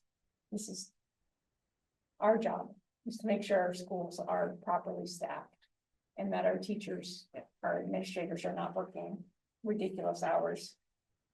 But if we can't do that, then these tasks have to be taken on by administrators. And so here is the pay that they can receive for these responsibilities. And this came up repeatedly in the budget hearing, not hearings, that would have been responsible, in the budget slashing. And I just wanted to point it out, but here it is laid out. And people can look at it. Okay, I'm just going to counter by saying that in tech, you get new responsibilities every year and you don't get any sort of compensation for it. I mean, now everyone on my team is learning AI and we have to learn it because tech is moving in that direction. So that being said, I am totally in approval of giving them some extra money, but this is a good feature of being in a school environment that you get any extra money, because those of us doing technical development, we just work and we don't get changes to our salary But this based is- on extra this is jobs. You can see when you look through how much our administrators learn and achieve and grow within their positions. This is more like, Oh, no, this is more like, okay, so you have to learn this new tech stuff. And by the way, you have to cook lunch for the staff. I mean, you know. no, what I mean? it's in the same field. We This is have, completely different than what you are saying. well, I am saying that, Not even close. no, we get work to the bone and Not even close. we get new Could- responsibilities, can I just ask including as a things, point of order that each person have a chance to right? finish a thought, Sure. because there's been kind of some interrupting going on. It's kind of, I want to hear everybody's thought, but I also, want to hear You, responses that, The How tax, does that come back? there were a lot of taxpayers in this town and in both towns that have jobs where they are always being given extra responsibilities, including management, including all kinds of things that you'll do if you're in a commercial environment. And you literally do not get an extra stipend for performing some extra duties. If I could describe to you the sort of restructuring that has been going on at my particular job, it's pretty overwhelming, and it entails a lot of different tasks. And I understand that, you know, your culture is entirely different from mine, but I will say that there will be people in the community that will say, I am doing 3 times as much work and different responsibilities than I had before, and I don't get paid extra for it. So I am approving you're doing this, but we are so strapped for money as it is that I'm hoping we have enough to pay our bills in the upcoming year. So I'm just putting it out there that there are people in our community that will feel the way I do. And Thank goodness they're able to do this so that you can save the $400,000 that this should actually cost the district for the positions that are right here. May I just comment to what Judy said? Judy, I I think that a big part of your task is to understand better the differences in this culture that you've already referred to, and make sure that you communicate those to the people in our communities that you interact with. One of the things that we don't do in education is provide bonuses to people for, you know, taking on extra work. Extra compensation laid out like this beforehand is a lot different than getting a, you know, $20,000 check in December or something like that. That's trust me, and hold on a second now. 'Cause- nobody's getting. No, wait a second. You know, let's play fair. If we're gonna listen to you, then you got to listen to us. Oh, I am listening. I'm listening. Thank you. Thank you. And the reason I say that is because I've heard you jump in a few times when Christine was saying something and I didn't get to hear all of what Christine said. Okay, all right, then I apologize if I'm wrong. Now, the other thing I just wanted to point out was that in some of these tasks, the original job has still got to be done because it's required by law. So we don't always have the opportunity or the, not the opportunity, but the luxury of saying, well, I'll tell you what, don't do this because this is not being covered, do this instead. And so what we ask our people, our administrators, and not just administrators, teachers at times, is to still do their task and take on something new. So it's a little bit different culture. And thank you. for Go listening. ahead. Just. Thank you, John. Just a couple of thoughts. One, I come from the same environment Judy does, so I know what she's talking about. All right, the boss comes in and he says, I got this to do it. There's only so many hours in a day, and now the employee has to prioritize. Do they do their regular job or do they do what the boss wants now? You do what the boss wants now. Doesn't mean you don't have to do your regular job, but that's the environment that we come from, okay? What we have here in academia is unions, 2 of them, and an organization that's like a union. All right. And so what they're doing is they're putting together an agreement with management that says, these are the things that we will do as far as a job description is concerned. And if you want us to know more, you add that to their job description, but you got to pay us for putting in the extra hours. Yeah, and that's fine. Completely Judy, you reasonable. have to let them talk. I know, but Judy, you have to let I hear people you. talk. Okay, all right, great. To I'm me, agreeing that's with you. completely reasonable, okay? So, but I agree with you, there'll be people out there that don't come from that environment that question what we're doing, and I think it's an educational process that we since I'm making a vote here, I need to explain to them why I voted the way I did. And so I guess that's all I gotta say. Yeah, and I agree we should pay them this, and I think it's a great service that they're providing, but I'm just saying there are a lot of people in the community that need it explained, and I'm glad that you understand what I'm trying to say. I'm not saying they don't deserve this. I approve the budget. I I approve just everything. would like to add one thing. It's like overtime. Okay, Yeah, they're getting paid for overtime. it's fine, yeah.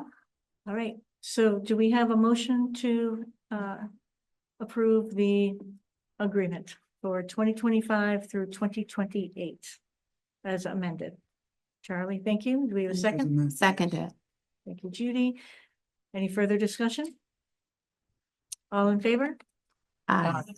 Opposed? Abstain? Vote passes 700.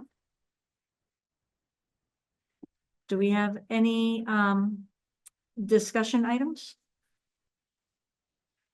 Okay, we will open up to the second session of public comments, please. And our local audience has left. And so we will press Zoom people to speak should they wish to, following our policies.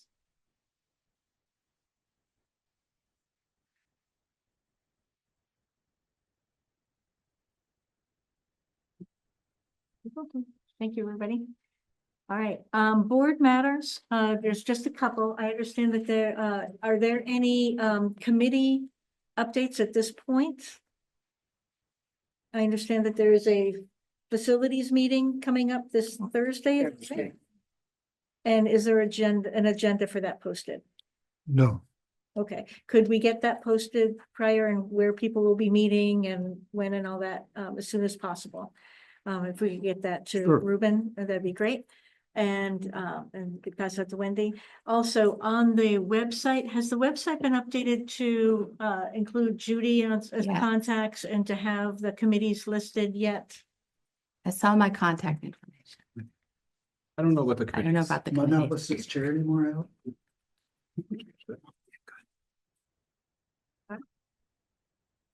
I do have one more, don't go yet, guys, sorry.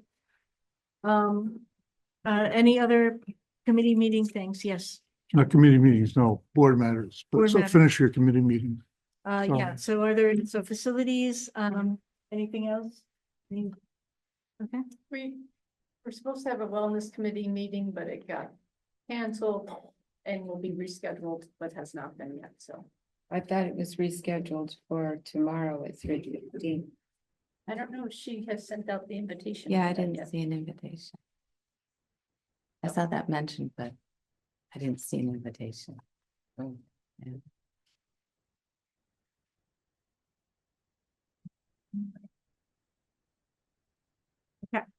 Yeah.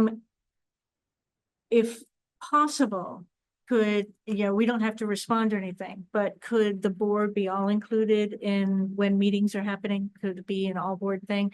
I know Judy, you came to our policy meeting. That was really helpful, even though you weren't one of the group. So if the board, we really do need to publicize our public meetings. We need to know how they're gonna be, where they're gonna happen, how we can access them. We've got to stay really transparent, and it's already mid-May. We really need to get this piece in place, okay? I just want to speak briefly to the MOU real fast that Charlie worked on with Ringe. So I received it and read it over, and I had some concerns on the language adjustments that I'm assuming they made. And the way that it was presented was such a way, they didn't change technically legal language, but they pretty much kind of changed so much of the language and then cut off the entire first half, which explains why we want to do an MOU.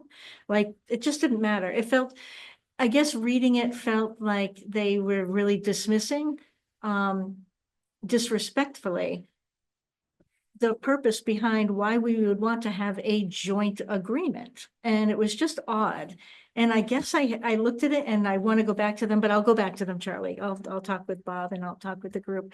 But I guess I wanted to know how important it is for us to have this, if this is continuing to feel like, I don't think they want a partnership.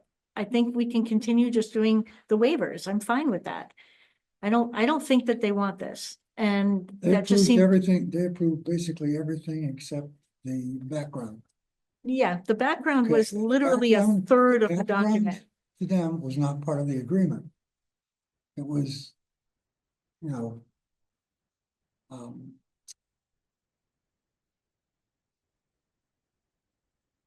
They felt like it was unimportant. I get that. I understand that. so what are you saying? You don't want to sign it or? I don't. I Okay. don't. I'm saying I'm well, I got it, personally, I got it actually, approved, I got it approved. Yeah. I asked if there was anything in there that was absolutely necessary. Yeah. I had no response, so as far as I'm concerned. Yeah. The ball's in I'm your court. I'm very, very grateful that you did that work with them. I know that this wasn't easy. I'm really grateful. It was an incredibly busy time, both for their board and ours. I get that. My feeling is, and you had asked, so what do you want to do? Not accept it? It's not up to me. So that's why I'm bringing it to the board. I am very happy to go back to them and say, we put this together for a reason. Tell us why you feel like you don't want to agree to our purpose and our mission being in this and the whole sense of partnership in this. I just don't see the point. So I guess I wanted to go to the board. Would you like me to keep pursuing the MOU with the town of Ringe? Or are you okay with us waiving the facilities fees as they come up? So I'm leaving it to you guys. Can we We've have a got copy of one, it? we've got one from Jaffrey.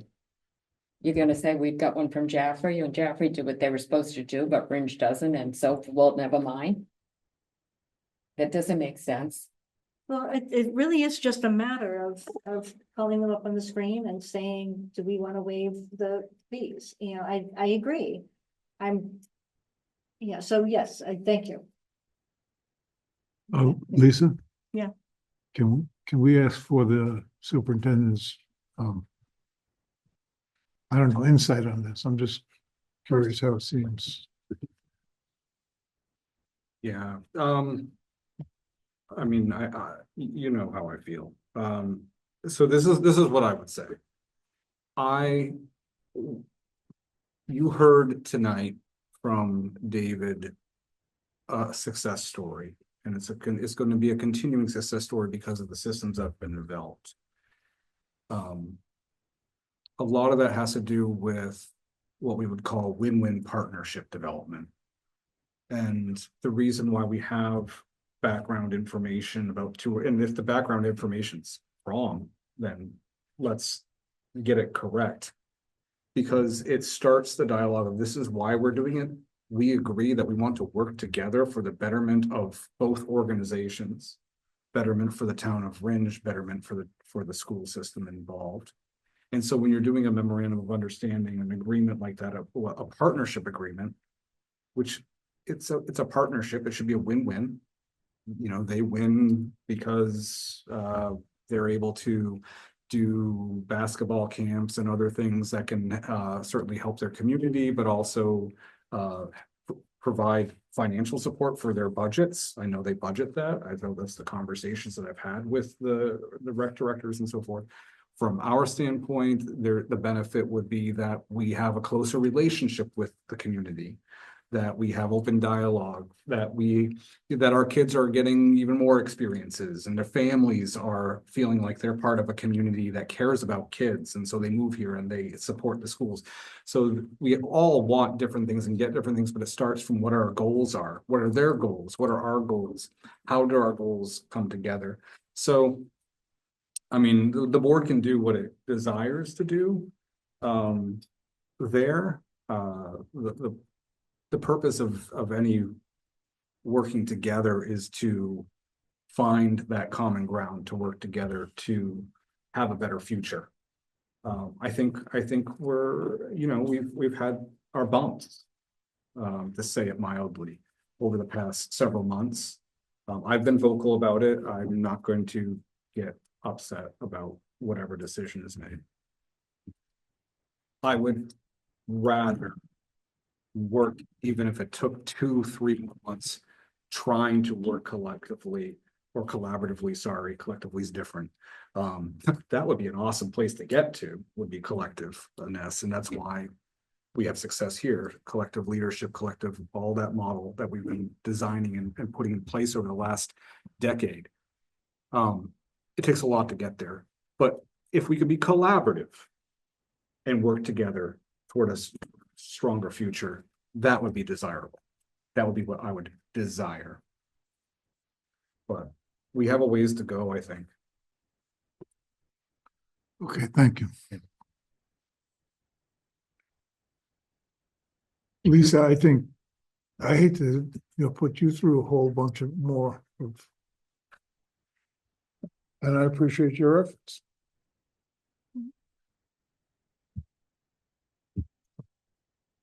I think it's admirable that it's still going on and there's still conversations. So could someone clarify, do we have an agreement from them, but we don't like the way it's phrased? Is that what's going on? Did they agree to what we want to do, but they're sort of condescending at the beginning of the document? It's ish. I mean, we haven't agreed that, we haven't signed an agreement with them. They approved an edited version of the agreement. They're at it. They're at it, and would we get the end result out of this, even though we might not like the way it's worded, that we want, or is it not going to give us what we want? So I guess that's what I'm saying, is that why bother? Like, we get the end result by them filling out the online form. We get the result. So it's, I mean, why say, yeah, it's okay for you to cut a third of our document because you, whatever, when we don't have to, we I don't don't have to. understand. I can't hear, I'm sorry.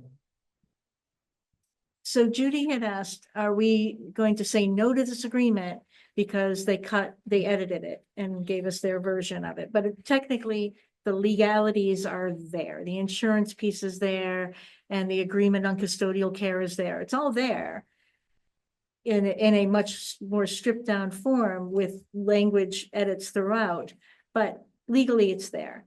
And so are we going to basically stand on our laurels and premise and say, well, we believe the background and the purpose written in there, the dedication to why we want this partnership? Is that okay to let go simply so we can have this signed? And what I explained is that all this is a way of them not having to be on our agenda to have a waiver. I'm okay with them being on the agenda to have a waiver, to keep our language personally. But if the board says, no, Lisa, go back and see what you can figure out, I'll do that. The original intent of the MOU was so that we didn't have to go through the waiver process at the school board level. That was the original reason for it, okay? I took the entire document, and with nothing crossed out, okay, took the entire document and sat down and talked with the chair of the Board of Selectmen, okay, and went through every section of that document. And the document, after that discussion, the document did not include all of the motherhood and apple pie things. It did include the terms of agreement, which is what they wanted to know. What is the terms of agreement? And what are they going to do and what are we going to do relative to this requirement for waivers? Okay. And, that they had to have insurance and all this other stuff. There was no intent, as far as I know, for the MOU to be a big kumbaya, let's all sit down together and have marshmallows. All right. My understanding was that this was to help us avoid the waiver process and to understand what was going on relative to third-party use of the facility. So that's what the agreement was that they approved. All right, if you think that the purpose of the MOU was to establish a partnership, that's a whole different ballgame than what I was led to believe. What I was led to believe was that we have to get a waiver and a school board approval, okay, whenever Dan wants to schedule anything, because we don't have an MOU. Now, that's a totally different concept. So if we sign the agreement as it stands, we would skip the, I'm sorry? if we sign the agreement as it stands, we would skip the steps of having to interact with them all the time to get waivers and things like that. Correct. Okay. You got it. All right. Personally, seeing that you guys have been having so back and forth for so long, I would just take it and say, it is what it is. I don't think you're going to convince them to sing Kumbaya and roast marshmallows. That's just my impression, but I think we should take Kumbaya and marshmallows out of the agreement. I don't even know those words were in there.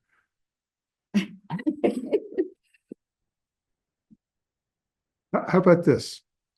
Following on our president's example, how about if we just sign the document as they've moved it, but with, what do they call it?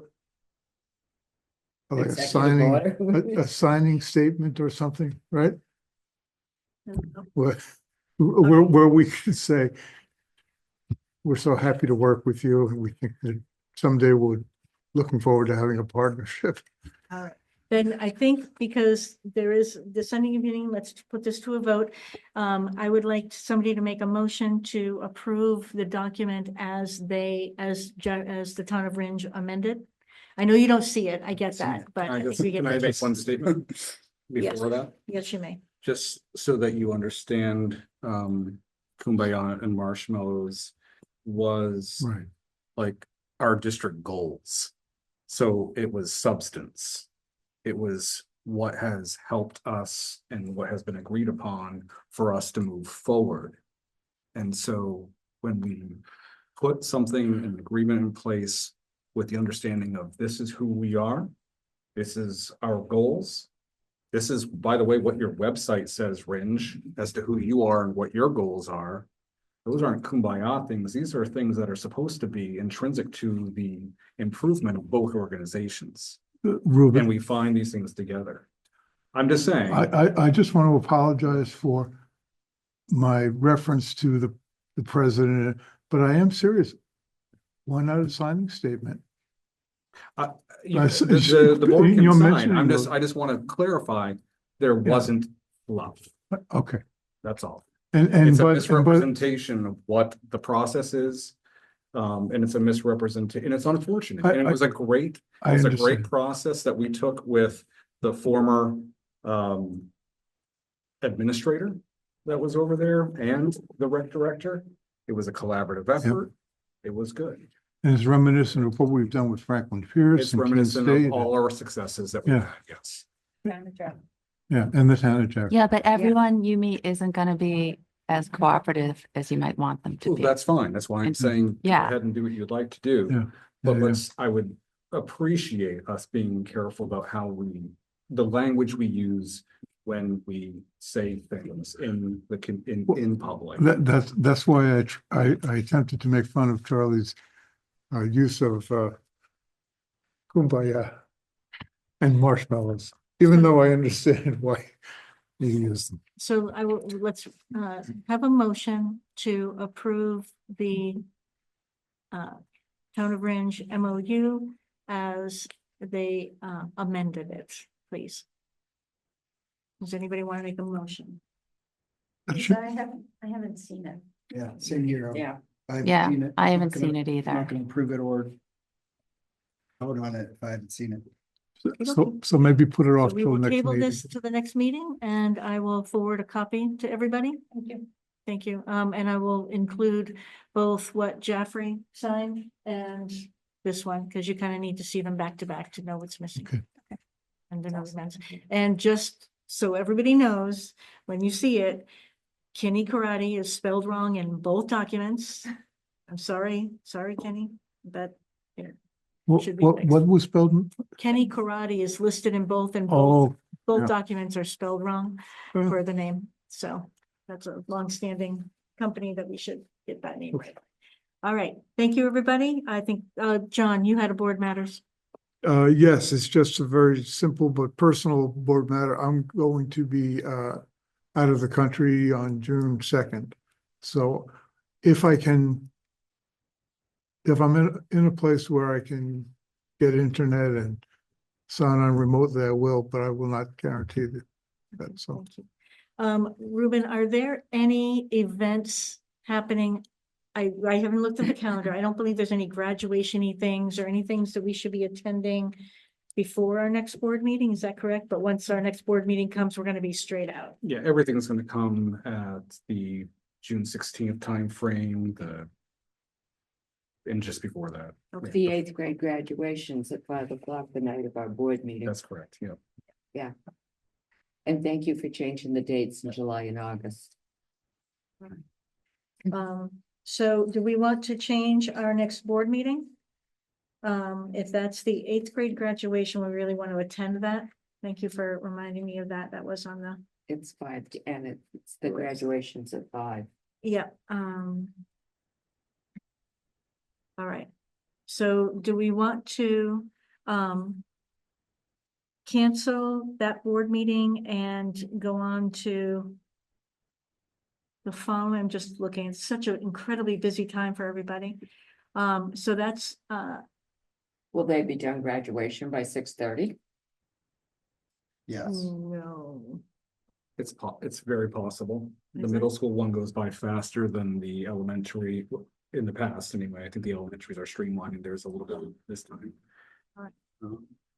Um, Could we, put non-public at the end of the meeting and meet at plan to meet at 7 o'clock? Mhm. Have a 7 o'clock meeting on June 2nd and Not the second. It's the It's the 16th. 16th. on the 16th. Yeah. So plan a 7 o'clock meeting on the 16th, Mhm. and we can move non-public to after the meeting. Sound good? Mhm.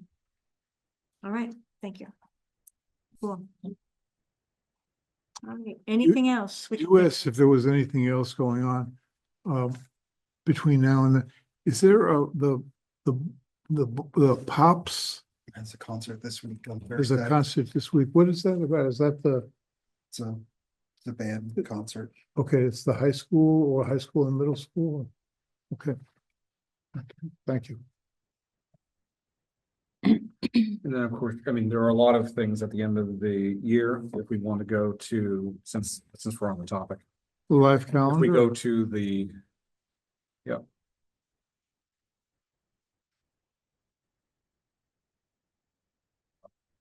Calendars. Let's see. We go to June.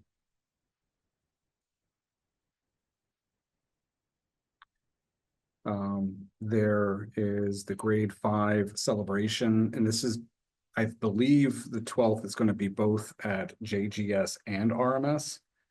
They usually start at different time frames, but just so that you're aware. There's the 16th is going to be, it's not on here yet, but it's going to be the middle school one. And then I believe the 13th here, yep, right here, is the CHS graduation. So you have 3 in a row. You have Thursday, or we have Thursday, Friday, and then that Monday.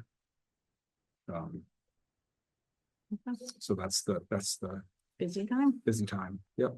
There is a baccalaureate in there as well, I think. That's not a school run event, but that usually is the day before the graduation. Okay. And our policy meeting is June 5th, but that's after our next meeting. Yep, So and that's right here. The awards night, is that on there? I don't see it in here I right think it now. is the academic. Oh, education, No. nope. Academic Academic. awards and scholarship night. Yes, that's, same time. ooh, same time as the Huh. 5th grade celebration. Okay. I'll have to check to see how, Busy night. if that's indeed happening. But- All right, we'll take a motion to leave. Make a motion to adjourn. Thank you, Christine, Second. Sandra, all in favor? Aye. Aye, opposed, abstained, any discussion? We're good. Thank you, everybody.